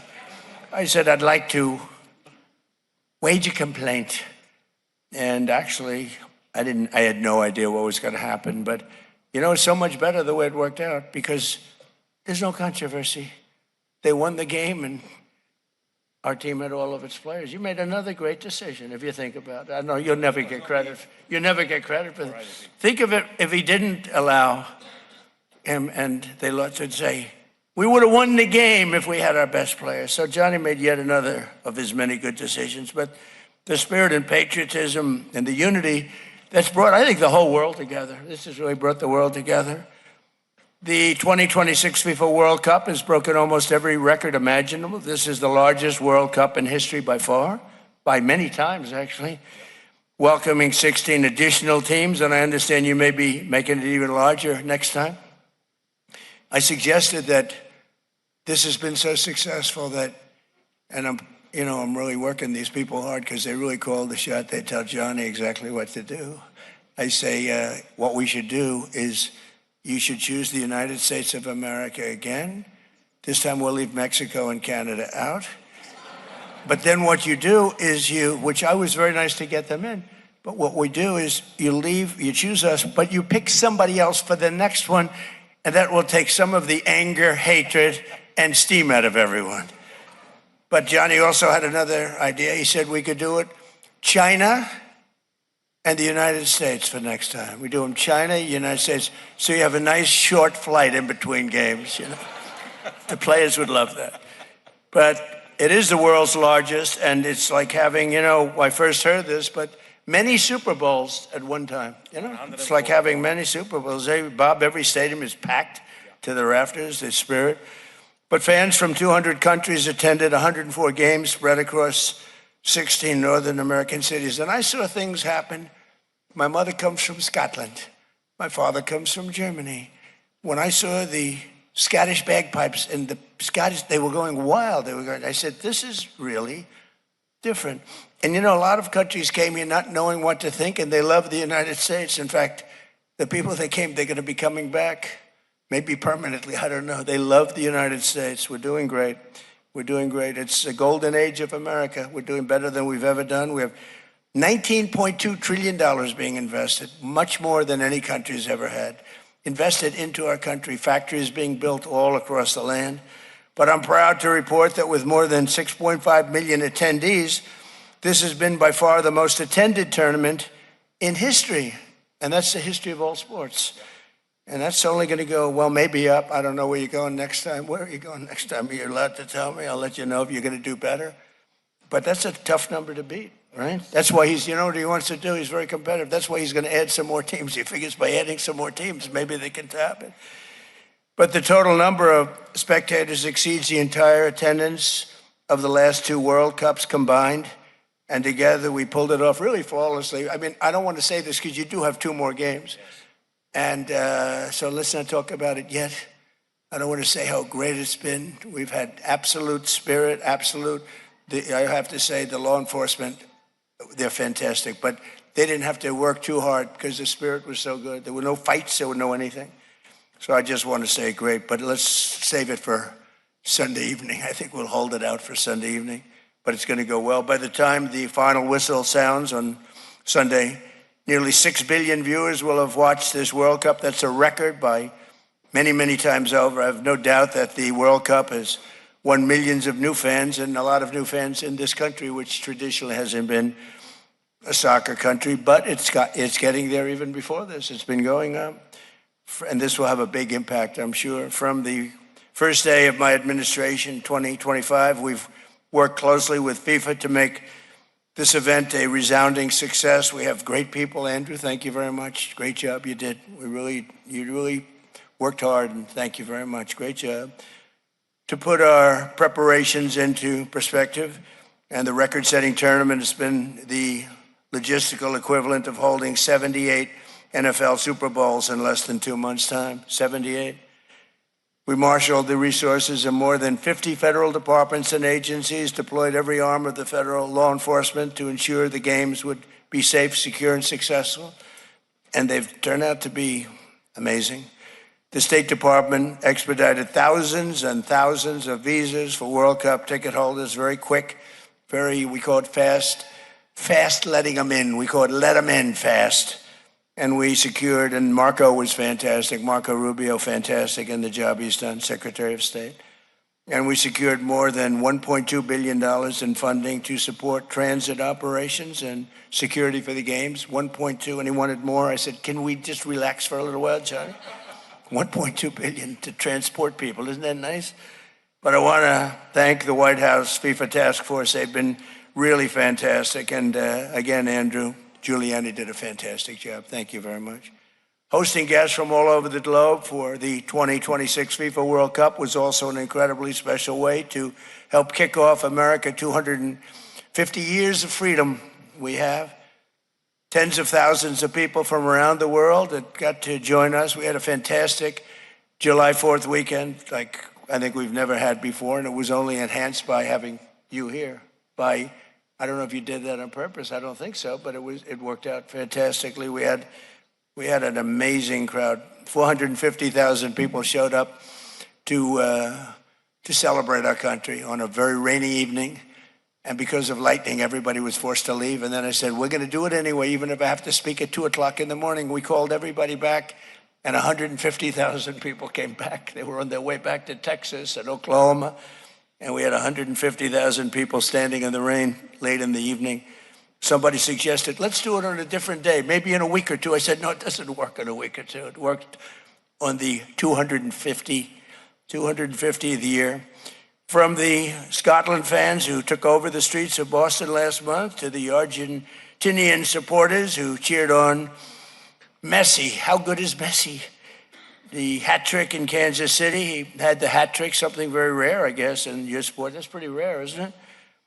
To our first ally, France, winning in Philadelphia on July 4th. What a game. They would seem to be, I mean, it's life in sports, but they seemed to be unbeatable, and then they didn't beat Spain. It was they were the team that was favored. They were the team that was winning, I think, probably the most easily, and then something happens. It can happen in life. It's sports. It can happen in life, too. You're hot as a pistol, and then you're not so hot. But I wouldn't know about a thing like that. No, it happens in life. You're hot, and then you're not. But you have to always make a comeback, right? You can never give up. But it's been a true honor for Americans to share our magnificent country with the world. And today, America, it's stronger and wealthier and hotter than ever before. And you're a big part of it. Once again, I want to thank Johnny and the incredible people of FIFA. They're incredible people. Got to know some of them during this period of time. I'll get to know some more on Sunday. And I want to congratulate every team that made the 2026 World Cup one of the all-time greatest sporting events in history. And I think beyond a sporting event, this has been not just a sporting event. This has been far beyond a sporting event. This has been something very, very special. So good luck to Spain and Argentina on Sunday, and may the best team win. And now it's a pleasure. It's really my pleasure to introduce a very talented man, the man that I cannot tell. You know, Luciano was a great friend of mine, Pavarotti, and he was a great singer, and I cannot tell the difference. The only one that tells me he's not as good is Christopher. He says, I'm not as good as him. He was the greatest of all time, as I said. But Christopher Macchio is a great, great talent, a very highly respected person within the world of opera. And you're going to hear a tremendous voice. And again, thank you very much. And Johnny, congratulations on probably the most successful event ever held. Thank you.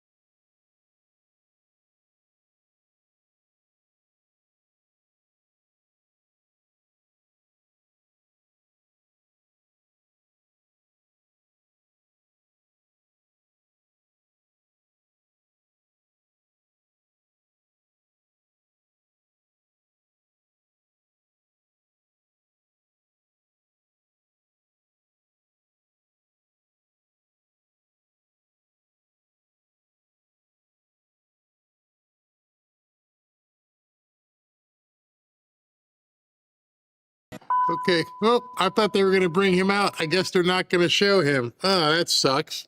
Oh, man. I thought they were going to bring out Christopher Macchio and let us see it, but they cut the feed. So I guess that's the private part of the event. We didn't get to see Chris Macchio sing. That sucks. Absolutely sucks. But anyway, that was President Trump making his remarks in regards to what's getting ready to happen this weekend, the finals of the World Cup. Going to have Spain against Argentina. I'll be rooting for Argentina because Messi plays down here in Fort Lauderdale in Miami, and the guy is phenomenal. So anyway, we didn't get to hear the rest of that. So if by chance, I'm going to keep my feed up, obviously. If the feed comes back and Christopher Macchio comes out, I will hit it and go right back to it. Sometimes they do that. They clear it, and then boom, they come back. So we shall see. But in the interim, let's go ahead and finish with Mark Wayne Mullen. Just first, since you mentioned turning down the temperature, what assurances can you give Americans that ICE officers will face consequences if they violate the DHS's use of force policy? And who will make that determination? And can you commit now to making that determination public to the Americans? Well, let me clarify. When I say turn down the temperature, when I turn down the temperature with you guys, we're turning up the heat on the streets. We're out there working harder than we ever have because we've empowered our law enforcement to do their job. What I'm trying to do is remove us from the headlines every single day. But everybody will be held accountable. I don't pick and choose which laws I'm going to enforce. I enforce our nation's laws. That means I'll enforce it with our own agency, and I'll enforce it with the criminals on the streets. That's my assurance. Yes. Go ahead. And I saw you stand up. I'll get to you next. Go ahead. Could you speak more to how you're going to put pressure on the states to cooperate with you in this investigation? Yeah. And in previous instances where you've had ICE already inquired about the registration, those have also happened, for instance, in Texas or in North Carolina, where you had HSI or Oklahoma making those requests. Could you talk about the scope of this investigation? It seems like it's more than actually police force. So when we start talking about enforcing, first of all, the states to work with us, and then the scope moving forward, I obviously can't force the states, but the states always look to us for reimbursement when it comes to helping with the elections. It's expensive to put on an election. I mean, think about every precinct in every county, and then statewide. We are not going to spend taxpayer dollars reimbursing a state that is refusing to secure their elections. And we're not saying do it alone. We're saying we're going to help you. We're going to give you the tools to need it. We're going to give you the training to need it. We're going to give you the funding to do it. We're going to expose the vulnerabilities, and all you have to do is use that information and the finances and the training we're going to give you to secure it. If you do it, we'll reimburse you. If you don't, we won't. Last question. I'm getting the guy right there in the back. Thank you, Mr. Secretary. Neil W. McCabe, Real America's Voice. What are your former Republican Senate colleagues telling you? Are they in a mood to oust Majority Leader John Thune if he refuses to pass the Save America Act or can't figure out how to pass the Save America Act? I haven't heard that at all from the Senate saying they're willing to vote John out. John is a good friend of mine. He's a good friend of most people in there. Now, there's a difference of opinion. I think the SAVE Act should be passed tomorrow. I think it should have already been passed. There's no excuse for it not being passed. However, he has a vote problem. There's a number.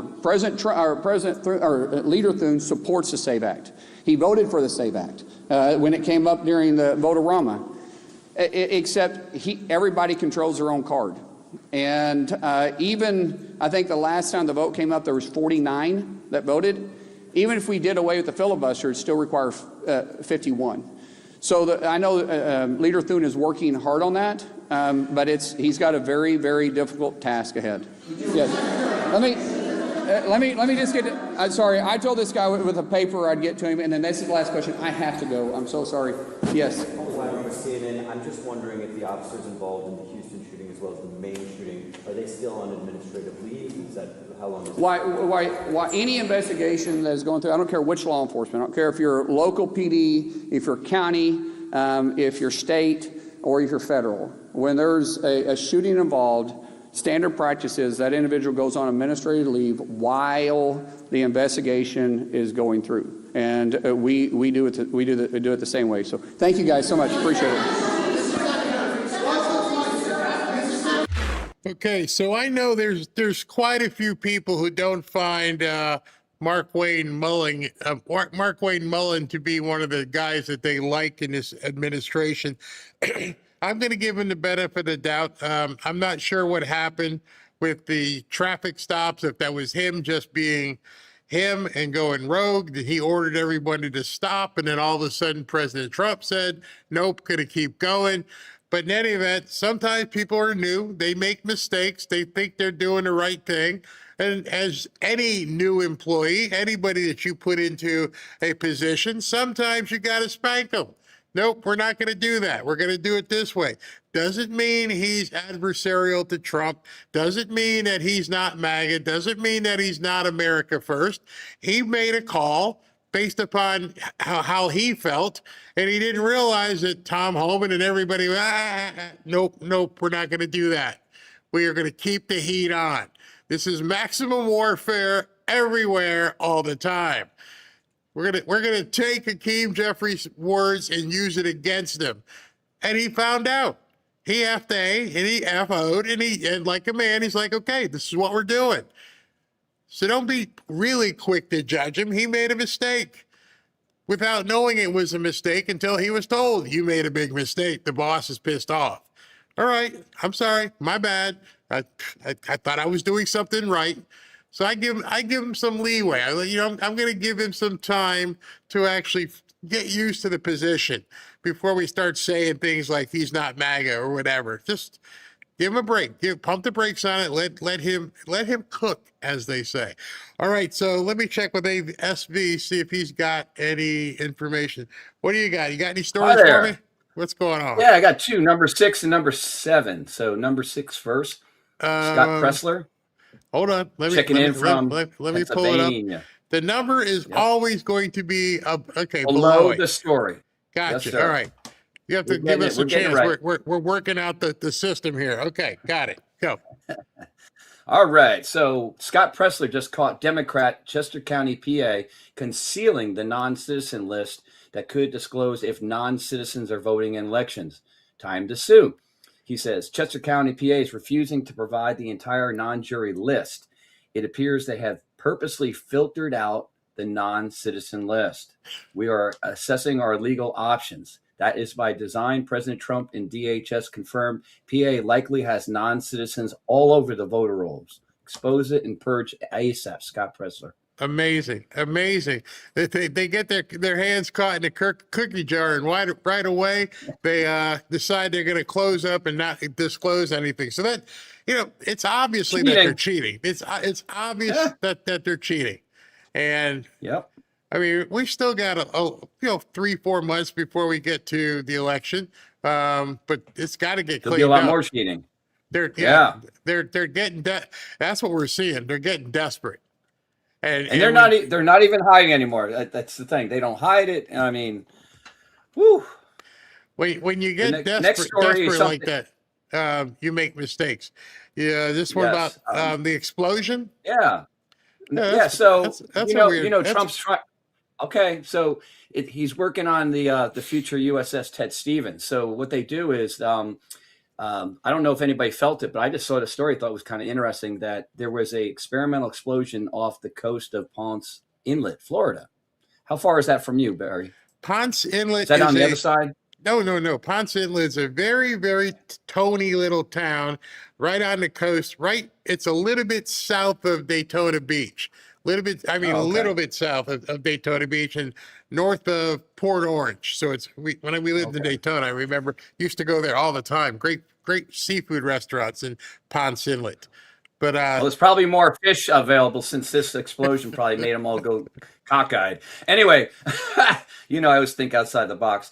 It measured at a magnitude of 3.9, with a spokesman for the U.S. Navy reporting that the explosion was the first of 2 scheduled test events for full ship shock trials, FSST, as part of the certification process for the future USS Ted Stevens DDG 128 under the DDG 51 Flight 3 program. I looked into it. They have to do this to make sure that they're combat ready, when there's some kind of combat shock. So very interesting. So this is part of. Remember, somebody drops a mine or something, and they want to see the percussion of how it affects the ship. Is that what it is? It seems to be. I mean, it's not a nuclear kind of thing. I mean, I'm sure we would have heard from the Greenpeacers. Oh my God, they're killing all the fish. That's an interesting story. I'd love to see it. Yeah. I'll look into it and I'll get an answer. Look at the first comment. Woohoo, tinfoil hat. The first comment on that post was they're trying to break into the underwater UFO manufacturing. The hamburger. Oh, they're blowing up the underwater UFO factory. Oh my gosh. I thought that was funny. Sometimes people have good wit. They have good wit. Yeah. That's a good one. It. Oh my. All right. I'm going to end with that one on a Friday afternoon for you, Barry. That's all right. I got a whole bunch more to go, so y'all better settle in. I think we're going to go for an hour. It's a 3-hour show here. So y'all need. Okay. I got a whole bunch of. Well, first of all, I have 1, 2, 3. It seems this President Trump got busy on his short flight from Washington D.C. up to New York. I think that's like a 2-hour trip, even quicker by his flights. And he was just posting up a storm. So let me go ahead and grab those. Okay. See you soon. Let me see if I grab those now or should I take a break? I'm checking the schedule. Okay, I do have something I have to read here real quick. Okay, all right, I'll be back at you. All right, you guys know that I have been working with Chapter for quite some time. I like the long-running partners that we've had. You see, Medicare can be quite confusing. As someone who turned 65 myself last year, I can personally confirm this. Keeping track of enrollment periods, understanding all your options, and making sure you're on the right plan takes a lot of time and energy, and it's very confusing. It's almost the same as buying stock. You think understanding stock options and bonds and quantitative easing? Well, you won't do the same thing if you get into Medicare. And between Medicare scams, corrupt agents, and bloated insurance companies, it's easy to make mistakes that can cost you thousands. That's why I'm happy I worked with the guys from Chapter. They're actually honest and the only Medicare advisor that looks at every single plan nationwide, helping people save an average of up to $1,100 per year. That's almost $100 a month. People are relieved when they talk to Chapter. These guys won't push you to buy a plan that you don't want, and their support is completely free. Doesn't cost you anything. So if you're turning 65 soon or have questions about your Medicare coverage, call them at 475-328-3545 to get the most out of Medicare.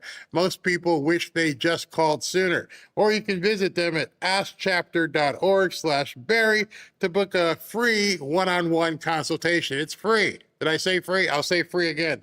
I'll be back in 90 seconds.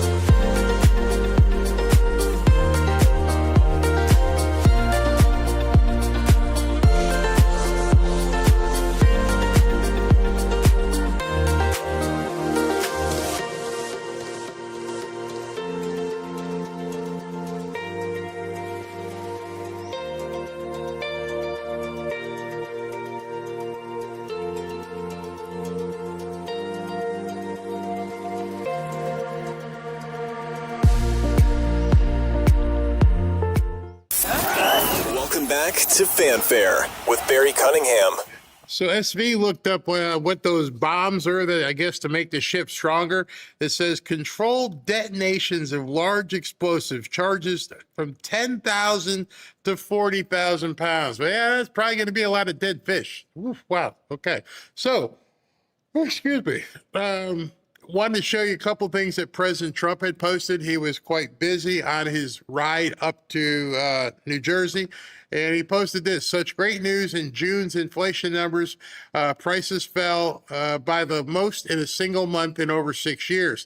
The June CPI, which is Consumer Price Index, was below the forecast of every single economist, all 67, which I covered yesterday. That Bloomberg polled, all 67 people got it wrong. Prices were down across the board, including for gasoline, electricity, auto insurance, hotels, and prescription drugs, with strong wage growth and declines in prices in June. Real wages rose a massive 0.8%.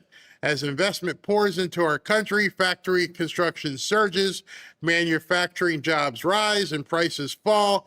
There's so much to be proud of. The golden age of America is here. I guess you could have a problem. You could still be worried about the Epstein files or Gaza or something. Because there's some guy I had posted told me, how can I possibly still be a Trump supporter when there's still so much to know about the Epstein files in Gaza? What? I can't. I just can't with some of these people. They're insane. All right. He also followed up with this big win in court for the American people, the so-called Digital Equity Act.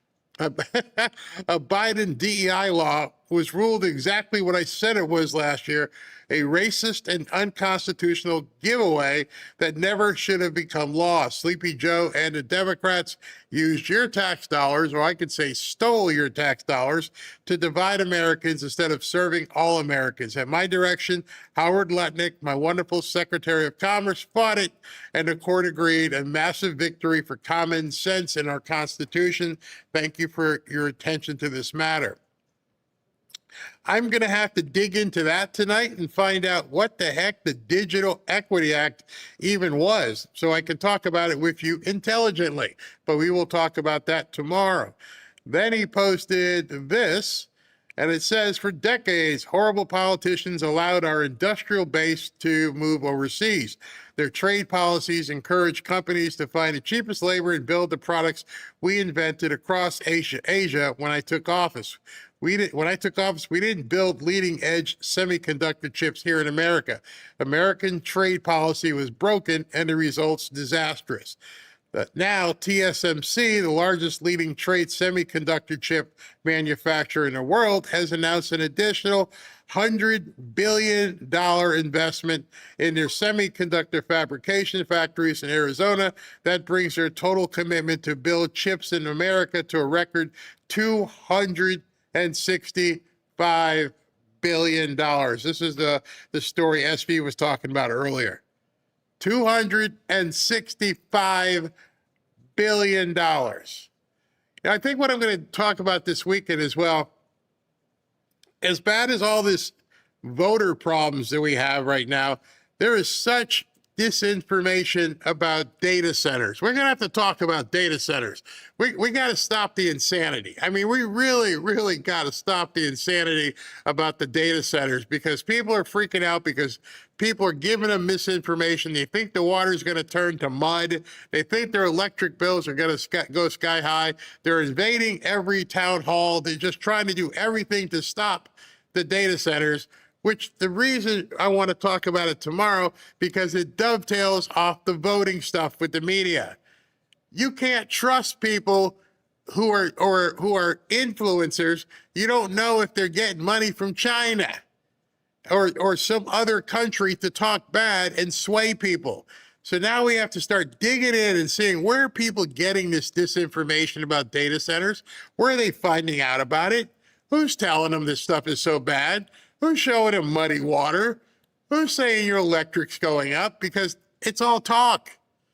Let's dig in and see if we can't see some dirty, muddy water instead of just spreading rumors.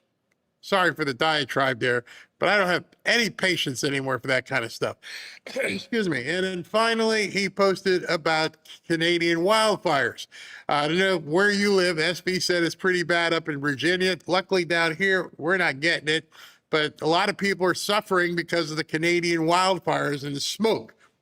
We are holding Canada responsible for the fact that they are not properly maintaining their forests and brush therein, and the United States is being unnecessarily invaded by filthy, polluted, and unhealthy air, the quality of which is dangerous and totally unacceptable. I will call the Prime Minister of Canada tomorrow or during the day to find out what they are going to do about it. Wow, the cost is incalculable. Canada has refused, just like with California, to engage in proper basic forest management and debris removal, knowing that such refusal will lead to exactly this result. This is willful negligence and becoming a yearly occurrence, costing the United States billions of dollars, which cost of this pollution must of necessity be added to the tariffs Canada is currently paying. Thank you for your attention to this matter. All right, because you didn't take the initiative to get your forest cleared up, forgot to put it on the screen. You didn't want to go ahead and get your forest cleared up. Now President Trump is saying it's going to cost you. We're going to hit you with tariffs on top of everything else. All right, hit him. Carney's an idiot anyway, so might as well just do what you need to do at this point, and let's get this taken care of. And those of you guys who are suffering from the smoke of the wildfires, I feel for you. When Robin and I lived in Daytona Beach, way back, there was a massive wildfire in Central Florida. I remember being in a pool. And I'm like, looks like it's snowing, but it wasn't snow. We were outside, Robin and I were outside in the pool at night, and it felt like there was snow. And then we started looking at it. What was falling was ash. The ash was coming down like it was snowing. It was coating all the area. I'm like, we were in Ponce Inlet, matter of fact. SV was just talking about a story about Ponce Inlet. We were in Ponce Inlet when the flakes were coming down, and it was like, it was really screwy with your head, because I know I'm in Florida. This can't be snow. What is this stuff? It was actual ash. Bad. And then, like, when you walked inside the house, the smoke came through the air vents, and everything smelled like wildfire smoke. Smelled smoky. Oh, it was disgusting. I felt bad. So I feel bad for people who are in that inundation as it is right now, because it can really, it makes you cough, makes you have like stuffy noses and everything, because you got to breathe it. We were taking towels, wet towels, and wrapping them around our face. So wildfire stuff can be very, very bad. I hate it. So I really hope people over in California and now in Canada, everything in its way are going to be okay, with, especially if you have respiratory issues as well. If you have respiratory issues, it can get really, really bad. All right, so I want to go on to one more story. Hopefully it's not too late. If it is, we'll go ahead and we'll cut it for tomorrow, because I want you guys to hear this. There's let me start it right here. All right, let's start it. So what qualifications do you have to serve in the U.S. Senate? Oh, I ran for office several times. Didn't win, but I did run. And then that ain't no woman. It's a man. I'm a songwriter, and then I write my own books, and then I suppose my transparency, I wouldn't lie to the people, and I wouldn't deceive the people like we're being deceived right now. Like, that ain't no woman. It's a man. We get lied to, smoke and mirrors, like what's going on with ICE, pretending like these victims did something wrong. Like, that's unacceptable. That ain't no woman. It's a man. And I suppose the biggest thing is, like, I'm just an angry citizen now, and if I got elected, I'd be an angry senator, and I think that would probably be their worst nightmare. That ain't no woman. It's a man. Thank you, Austin, for saying what I probably could say right now, and using those clips allowed me to give you a little insight in case you couldn't figure out that was a man. Oh my gosh. You went from having the Nazi who likes to spank the weenie inside of porta potties, who likes to send weenie pictures, to that dude is running for the Senate in Maine. What in the hell has happened in Maine? Can anybody explain, how did we get here in Maine? It's crazy. But I think I have an idea. What exactly has happened in Maine. As President Trump was talking about, this Digital Equity Act is now going to be history. We were trained.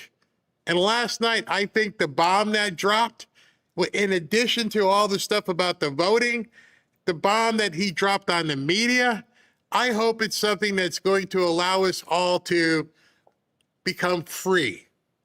See, as you watched, it was a very powerful speech on election security. He laid out the documentation. He showed the receipts. We all saw it. He told the American people the truth. The truth. And what did the media do? Well, instantly they started gaslighting everybody. They lied openly. They twisted and distorted every clear-thinking American's eyeballs who were watching that. And I think what we're seeing, because some of you may have ignored it, what we're seeing is the culmination of years of indoctrination, where we couldn't even call that out for what it was, what it is. They're like, hey man, your name's Ashley? I have a daughter named Ashley, and you don't look nothing like my daughter. In fact, you got a dress on and you should have overalls on. You're a fisherman too? We couldn't use our eyes and our truths to tell everybody that's not true. That's a lie. That is a huge lie. And now I hope the veil is coming off of all this stuff where we can actually sit down and go, I don't want to live in a post-truth world. I don't want you to tell me that boys can become pregnant and, all the different things and can have babies. No. We watched this medical doctor 2 days ago from the University of San Francisco or UCal San Francisco. He couldn't, the medical professor could not answer, can men get pregnant? That's all going to do. No, it doesn't depend. It doesn't depend. We know the answer to the question. Now we got to get to a point where we start calling this stuff out and reclaiming truth. Let Maxine Waters reclaim her time. We need to start reclaiming truth. Yes, there are people voting in our elections who shouldn't be voting in our elections. You shouldn't be hiding the voter rolls.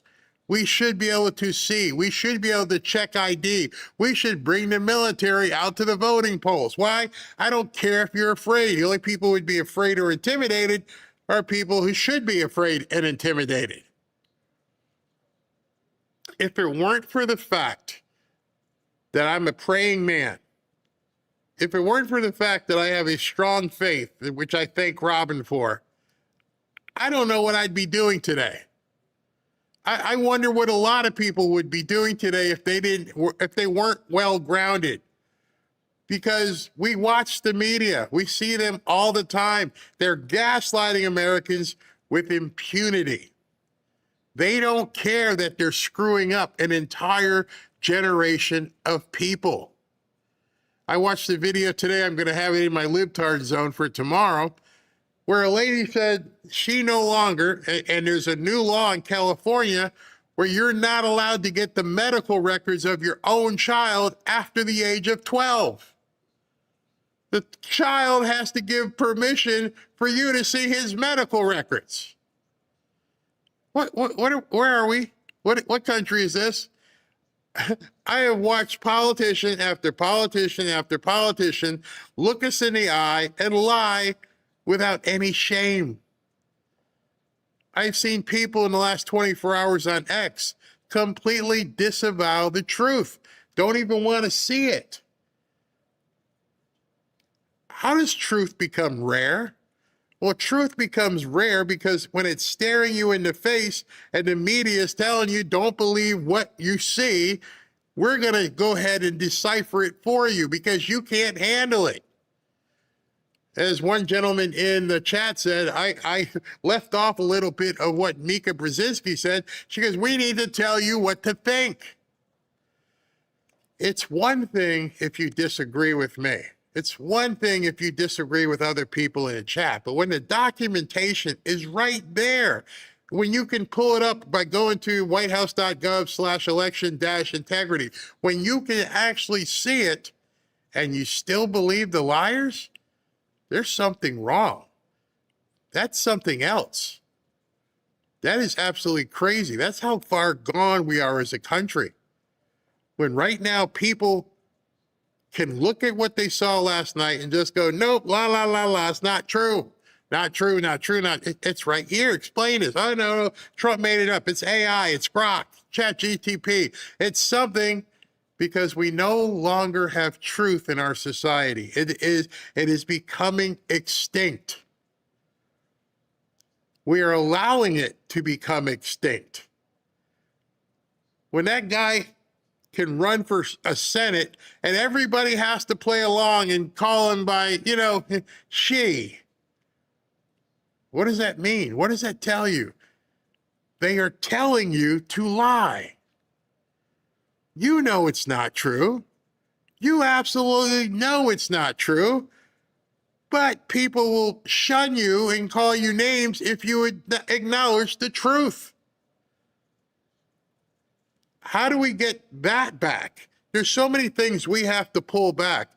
And I wanted to close the show today because That's one of the things I want to begin pulling back. I don't know how they're going to penalize me here, but I can't do it anymore. I can't look at these people on television and have them lie straight to our face.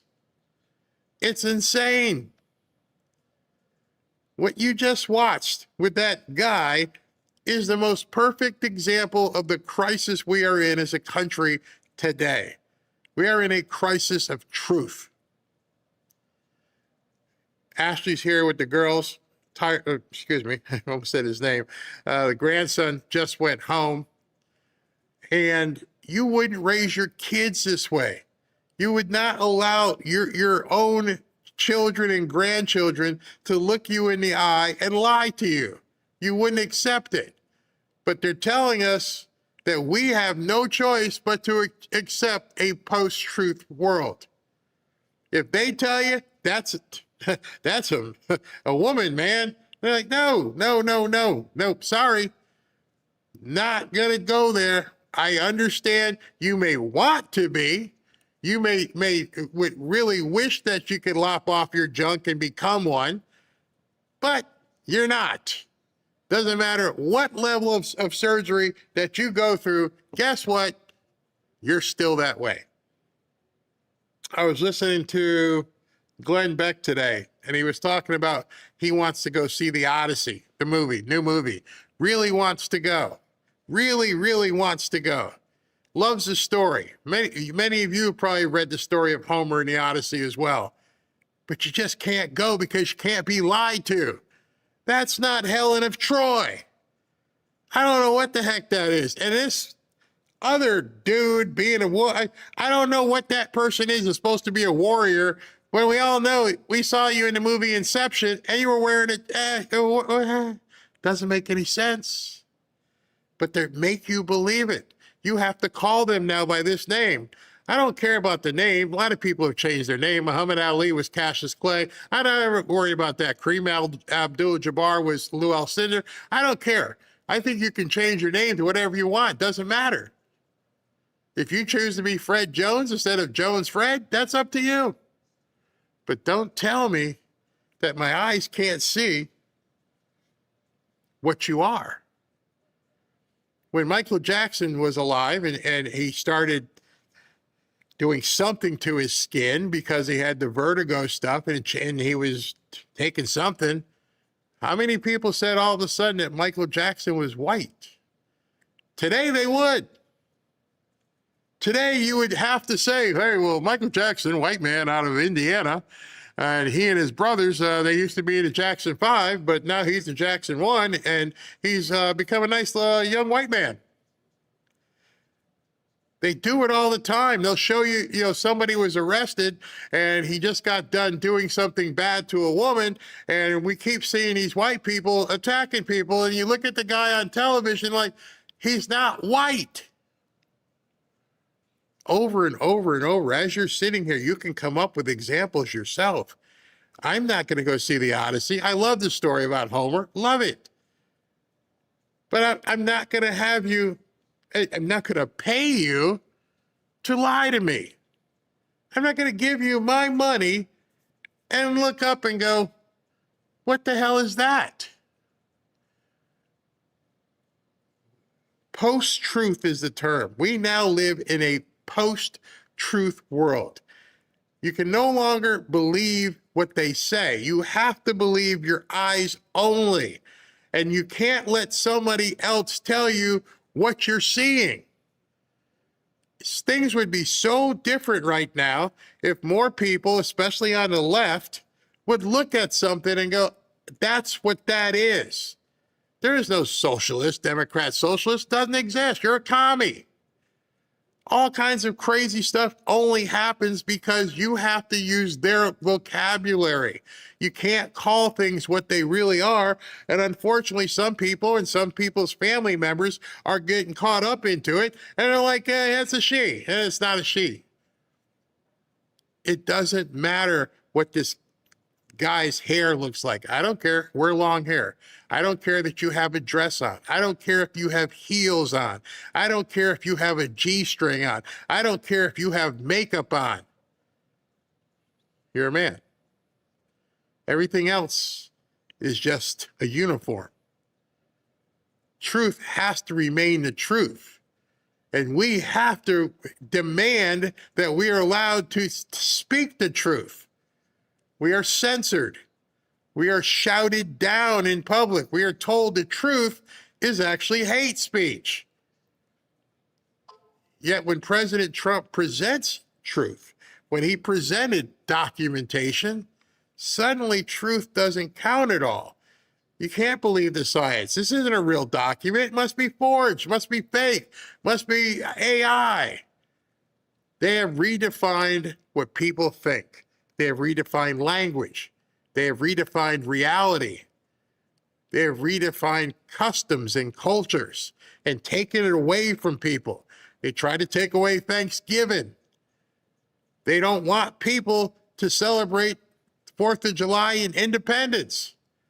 I can't wait till we get to soon in a year or so when it becomes non-gestating parent day and gestating parent day instead of Mother's Day and Father's Day. We can't let them. If we can't stand for the truth, we are not going to be able to stand for getting these people out of our elections. If we can't make that stand, if we can't help many young people understand that you're being lied to, what you're seeing is a complete lie. What you're going through is a complete lie. It's meant to destroy you from within. People are growing up upside down and inside out. And now the media doesn't even want you to hear what President of the United States is saying.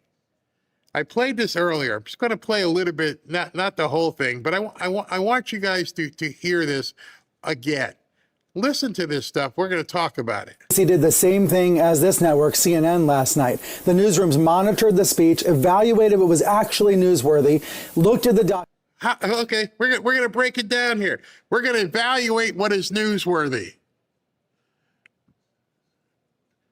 Your tie might be newsworthy to me. It's my choice to determine what is newsworthy. It's just yours is to read a teleprompter and spit the words that you're supposed to spit.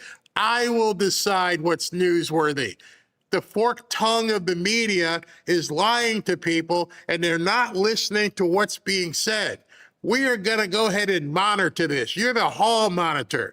We're going to make sure it's not something that you can't handle. When the hell did that happen? I'm a grown-ass man. Let me see it all. I don't care. Documents Trump was declassifying and then reported on what happened. NBC and ABC both went on the air with special reports to explain that the speech had happened and to summarize what Trump had said. But I don't want the Cliff Notes. I didn't use Cliff Notes when I was in school. Why the hell am I getting Cliff Notes news? All right, we're going to summarize for you what happened. Trump lied. No, man, he did like a 35, 40-minute speech. He told a whole bunch of stuff. No, I just gave you the quick Reader's Digest condensed version. You don't want to hear the rest. We decided what you need to hear. And I'm thinking, am I the only one who heard this and went, what? What? You're going to tell me what I need to hear? We are the monitors of truth. I thought we got away from that whole ministry of truth that Biden tried to put in. No, we didn't get away from it. They're still doing it. When somebody tells you to your face on a camera, I'll let you know what you need to know. Wait, so you have a camera, you could click a button and show me. I show Trump every single time he comes on. If it's televised, I show it. I don't edit. It's like, wait a second. Right now, he's talking about soccer. Nobody cares about soccer. Let me tell you about the weather. No, you want to hear what the president has to say. I can tell you right now, there's probably very few people who were showing that. Most importantly, to contextualize it and fact check it, just as CNN did. Now, Trump was on. What the hell does contextualize mean? That's a big word for, we'll let you know what you need to know. We'll contextualize it. You know how you contextualize something? By looking at it. By looking at it and hearing it at the same time, your eyes and your ears hear something, and that's how you contextualize something. Not coming from, well, here's what he said. Well, I don't know what kind of context that was in. Probably the same kind of context of a man wearing a dress running for Congress and saying he wrote a book. Honestly claiming that the networks were part of a plot, but the only real plot here, the only intention is to remain reality-based and truth-based. Trump's election lies led to violence after the 2020 election. So this is a subject. What? Trump's lies led to violence. You see the spin? But they're so good at it, many people don't understand how they've found themselves in this post-truth world. It really does warrant extra care and attention by journalists. And frankly, some network executives felt that it would be dangerous to just air Trump's speech live in full. Dangerous. You're going to get a cut or something's going to happen to you. But it's not dangerous to watch the guy in a dress run for Senate. That's fine. We can show you that all day long. We can show you the drag shows. We can show you guys walking around in Key West with their Winkies hanging out. We can show people getting stuck in porta potties. Oh, that's news. We can show, people shooting each other. we can't show you the President of the United States. That's dangerous. Well, Brian, who's it dangerous to? Half the country voted for him. So you're telling me that your station is not interested in over half of the country because we don't find it dangerous. We look forward to it. What you're telling us is the people who watch your channel find it offensive, insulting, dangerous, do I dare say. You see, you've got those people in the cocoon of your post-truth world. How sad is that? Unedited, without knowing what he was going to say ahead of time. That's where we are in America. Also, you know what? People watching me right now have no idea what I'm going to say next. When I turn on television, I have no idea what they're going to say next. So you're telling me every time we turn on a television, if Donald Trump is on it, wait, we got to hit pause, and we're going to hit pause. And then we're going to tell you what we think he said. Well, why do you need to know in advance what the President of the United States is going to say? Why would anybody need to know in advance what the President of the United States is going to say? How dare they? How can a news network censor the President's words? And it wasn't one, it was a number of them. And how do you censor a word before you even hear it? How can you fact check something that you don't let people hear? They are telling you what to think. Interesting is, remember, it's illegal to possess these stolen documents. It's different for the media. So everything you learn about this, you're learning from us. And I want to learn from Fredo Cuomo. Is that what you're telling me? Just understand. You guys can't read these documents. I'll read them for you, and then I'll tell you. That's some bull crap. But this was the one earlier. Let's listen to this. it could be that while unemployment and the economy worsens, he could have undermined the messaging so much that he can actually control exactly what people think, and that is our job. Yeah. He might control what people think. Unfortunately, that's our job. No, that's not your job. I guarantee you there is nothing in any journalistic book anywhere in any school that says you control. Your job is to control what people think. Robin, one time we were in a restaurant in Fort Lauderdale, and she met one of her dream people, you know, one of those people you got to meet before they die, because Robin loves to read books. She loves writing. She's a writer herself. And she got to meet, sitting over at the table, 2 tables over, and she's like, is that William F. Buckley? I don't know. And she's like, oh my God, that's William F. Buckley. I'm like, I have no idea. He doesn't play quarterback, or he's not a lineman, and he doesn't shoot basketballs. I don't know who the hell he is. Oh, you knuckle dragging idiot. He's one of the biggest writers out there, William F. Buckley. Oh, I don't know nothing about him. And she went to the merchandise area, she bought a shirt, and she took the shirt over and had William F. Buckley sign her shirt, which she still has today. If she's watching, she will say, yep, I have the shirt that William F. Buckley signed right before he died. Because he was a journalist. I don't know much about him because I wasn't reading his stuff. But I think we had people in our lives at one time who used to read and write journalism stuff, used to write articles. They might be opinionated, but at the same time as they were writing them, you knew, number one, it was an opinion. Number two, they were going to give you their idea on something, and they weren't going to censor it. They were going to tell you specifically, this is what we believe, this is what happened. That's gone. We are now in a post-truth, propaganda-laden world. No discernment allowed. Americans are being lied to like sheep. You can't tell man from woman. You can't tell good from bad. You need them to tell you. And when Donald Trump speaks truth and shows documents, it's dangerous. They're absolutely right. Let me just close with this. It's extremely dangerous.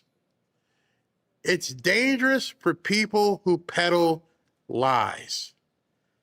Showing the truth is like a cross to a vampire.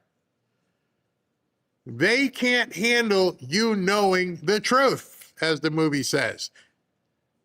Because the truth, as we know, sets you free.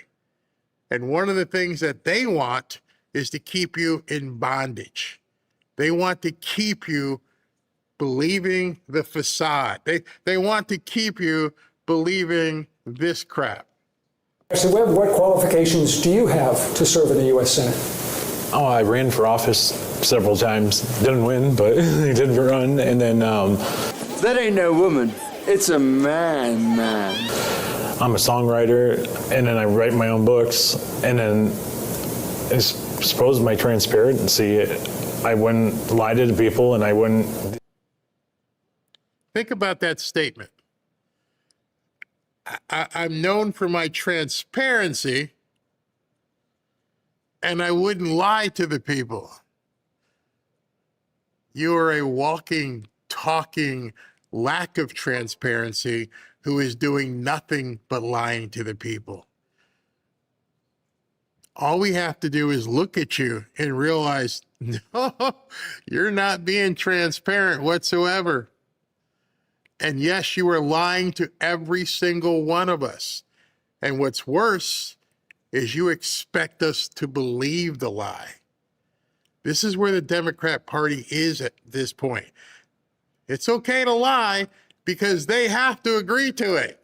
Yeah, what you're seeing is real. It's transparent. Deceive the people like we're being deceived right now. Like, That ain't no woman. It's a man. we get lied to. Smoke and mirrors, like.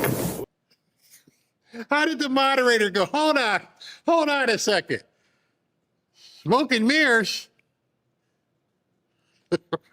How did he not say, oh, just hold on a second. You're telling us you're transparent and you never lie and you want to make sure that other people weren't using smoke and mirrors. You got any mirrors? I'm just asking, are there any mirrors where you live? Because otherwise you would realize very quickly you done smoked them all up. There's nothing you can see in your house that allows you to be transparent and non-lying. This was going on with ICE, pretending like these victims did something wrong. Like, that's unacceptable. That ain't no woman. It's a man. And I suppose the biggest thing is, like, I'm just an angry citizen now, and if I got elected, I'd be an angry senator, and I think that would probably be their worst nightmare. That ain't no woman. It's a man. I'm angry, and if I was voted in as senator, I would be their worst nightmare. said the nightmare at the debate. That's what Democrats think you need to see and understand and accept. That's what that, can you imagine? Can you imagine that he actually is the nominee? You went from a Nazi to that. And you're wondering why why they consider what President Trump says is dangerous? Oh, it's real dangerous for them, for the people that they cater to. It's extremely dangerous because those little fifis can't take the truth. Those fifis like him, if I just turned around and said to him, what in the hell are you? It's a debate, right?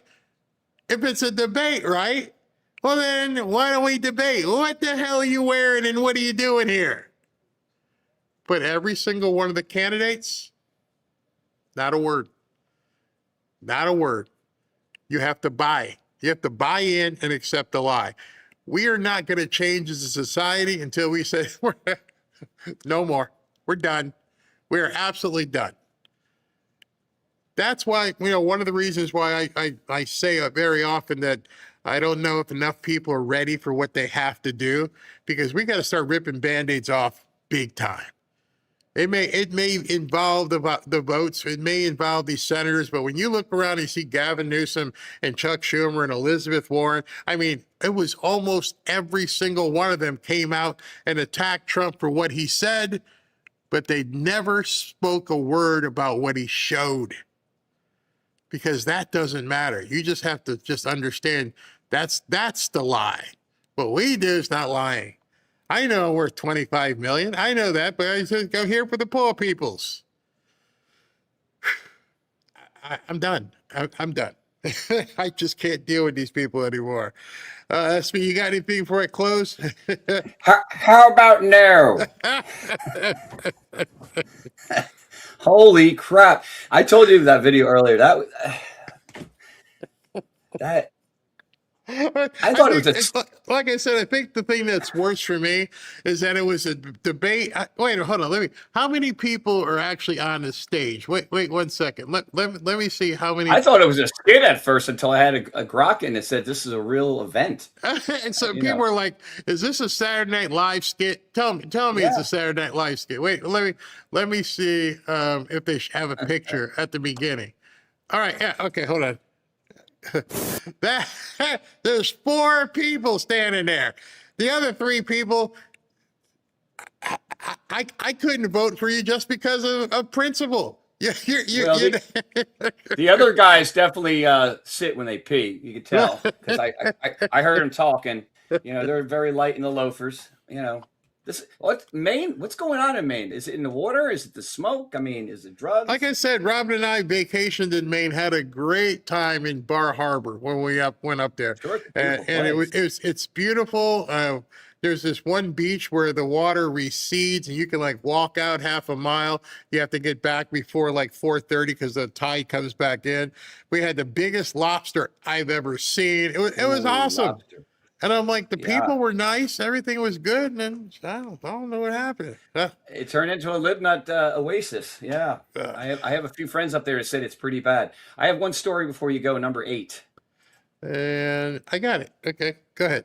All right. So, stunning new data finds right-wing President Bukele El Salvador has plummeted the crime by minus 30%, the daily homicide rate this year, compared to an already record low 2025. Remember how bad it used to be there. Yeah. So he goes, on our way to becoming the safest country in the world. It turns out that going full tough on crime mode and simply locking up the criminals, imagine that, works. He locked up somebody else too, a whole bunch of somebody else's. He put the judges away. We need to do that. Yeah, we need to do that. 30%. That's wow. And that's 30% off of where he had already lowered it too. The previous year, yeah. Yeah. So I mean, I hear this. The streets are people out there like it's safe again, kind of like DC. How Trump cleaned up DC. And again, that's something the media won't talk about. They don't mention anything about that. They don't mention anything about where Javier Milei, what he's done down there, how they turned around. You know what's going to be really weird? What's going to be really weird in about 12 months when they have to do what they may not, but if they do a story on what's going on in Venezuela. Because right now I've been hearing that Venezuela is quickly turning around and nobody's talking about it. Nobody's talking about the fact that people are earning money, that the country is beginning to be prosperous again. 12 months from now, with all that oil money, it's going to be a business boom down there. Yeah. Nobody's talking about it. Unfortunately, an earthquake, from the last time I read, that hurt, I think the death toll's up to 5K. That's very, very unfortunate to put that damper on it. But you you're know right. what? At the same time, and I don't mean to say this and feel sad or make light of anything, that is also going to cause prosperity, because people have got to get in there, they've got to clean it up, and now they've got the money to rebuild. So they're going to have they'll have all kinds of construction projects done up to different kinds of codes, and it will actually be Phoenix-like. It's going to rise up from the dust, and it's going to be beautiful. I mean, unfortunately, what happened, but now they've got the money to do something, unlike Cuba, where it's just falling apart. So, well, I'm thinking American steel will be used, right? Pennsylvania. And think about like all the different things technological they'll be able to do now, because they didn't have it before. So there's always a silver lining if you look for it. It's unfortunate people passed away, but it's going to come back bigger than ever. Yes, it will. All right. Well, happy Friday night, everyone. See you tomorrow. Friday night. Yes, thank you. We'll see you tomorrow. I'm not sure. Probably be about this time tomorrow. But it's tomorrow Saturday, right? Yeah, tomorrow Saturday. I think so. All right. I'm retired every day. Yeah. All right, everybody. Let me go ahead and do super chats, and then we can go get dinner together. All right. Let me pull this up and go through super chats. And away we go. All right, Starfleet, every national news broadcast station who refused to air a presidential broadcast needs their license revoked. I completely agree. I almost think you should be fined. I think they should be fined a presidential address and you didn't cover it. Starfleet, again, some family members told me they thought the documents were made up. They argued with me heavily. That's what they've done. They've convinced people that what they're seeing is not real. But they will believe the guy running for Maine is Linnell, our media reminds me of Clockwork Orange. Yeah, they do. Chiosop, twice here. Thank you. Dems have been taught to eat media crap with a shovel. It's their job to tell you what to think. You don't have to think anymore. China must write the scripts for the fake news media. No doubt. No doubt that they're doing that. Bruce, hi Barry, if you set up an interview with Scott Turner, I want to be on. My emails don't seem to be getting to you. Very interested. I think I'm going to endeavor to clear out that email, because we get so many. What the problem is we probably, between spam and regular emails, get so many that she could never get to the bottom of it. She would be doing nothing but all day going through it. And as soon as we publish an email, then the bad guys come in and they throw all kinds of stuff in it. So what I think I'm going to do, but they'll hear that too, but maybe I'll go to a text-based format, where SMS or something, where I can have a program. That might work even better, because at that point let me work on that, but I apologize. Chiosop again, maybe Xi, like all leaders, was under desperate deep state control. I didn't even think about that. You could be right. Liam, thank you. Hi, Barry. Call me T. Hello, T. Love your analysis of all that's going on. Yesterday was the last super chat. I was trying to tell you that during the gift card giveaway, you never revealed the answers to the questions you posed. Somebody had put that in the chat, and I was like, we got a winner, but we didn't give the answers. So afterwards, I did put into the chat later all the different answers, but you are exactly correct, and we will make sure that we do that next time. We just did that. That was only the second time we did that. We did one a couple days beforehand, and then last night we did it. So we will make sure. And SV, he was trying to find who got it first, all kinds of different things. So we will work out, maybe even get a better way of doing it. I appreciate it. Thank you. Sub-Zero? Sub-Z. Where are we now with China? First they hit us with the Wuhan virus, and now they interfered with elections. We shall find out soon when he visits with him. Mr. Mike, if anybody took a deal with China, including corporations, that's treason. Love your show, Barry. Thank you for that. Yeah, exactly. A lot of people got to be pooping their pants right now. Alec, sphincters are tightening. Yeah, exactly. The sphincters are indeed tightening. Chiosop, you can't bring a plastic knife to a gunfight. Chris, many Democrats are so entrenched in their confirmation bias, they become willfully ignorant to protect their existing beliefs. Nothing will change that. No, you're absolutely right. There is 50% of the population right now who will believe anything the media tells them, especially if it's anti-Trump. They just, anything Trump says, do the opposite. Ziggy, I have the White House app, haven't been able to connect. Any thoughts, Barry? Maybe go outside the app, go online, go to whitehouse.gov. Again, whitehouse.gov/election-integrity. That's the app. I mean, not the app, the URL. SV, if you're still on, can you post that, please? Or Beth? Alec, Billy Jack quote, that I'm going to take this right foot, I'm going to whoop you on the right side of your face, and you want to know something? There's not a damn thing you're going to be able to do about it. Yep, I used to love that movie. Haven't seen it in a while. Billy Jack. Chiosop again. Thank you. Trump never makes accusations of things that he doesn't already know are true. That's why in the end he always gets vindicated. He has everything. I do believe that. William, thank you very much. Alec, SB should bet on calcium next time they scream Epstein. It is so funny how they just go right back to it all the time. Mark, I see Barron being POTUS when he is old enough. What about Eric or Don Jr.? Thoughts? No, Don Jr. will never run. I shouldn't say that. Doesn't seem like he would. And Eric is too tied up in the business. So I don't think Eric or Don will run. And I don't think Melania is going to want Barron to be in politics at all. I mean, notice how private they keep him. So I know he's in college, but I don't know if she's going to want that. I was very surprised that he mentioned that Melania's father was with him today. I guess I don't know if Melania went to there. She's home at Trump Tower, so maybe she's there too. Penny, I heard a rumor a while back that illegals were flooding into Maine. Not sure if the Canadian border or from sanctuary cities. Something's going on up there. That's for doggone sure. Ernst.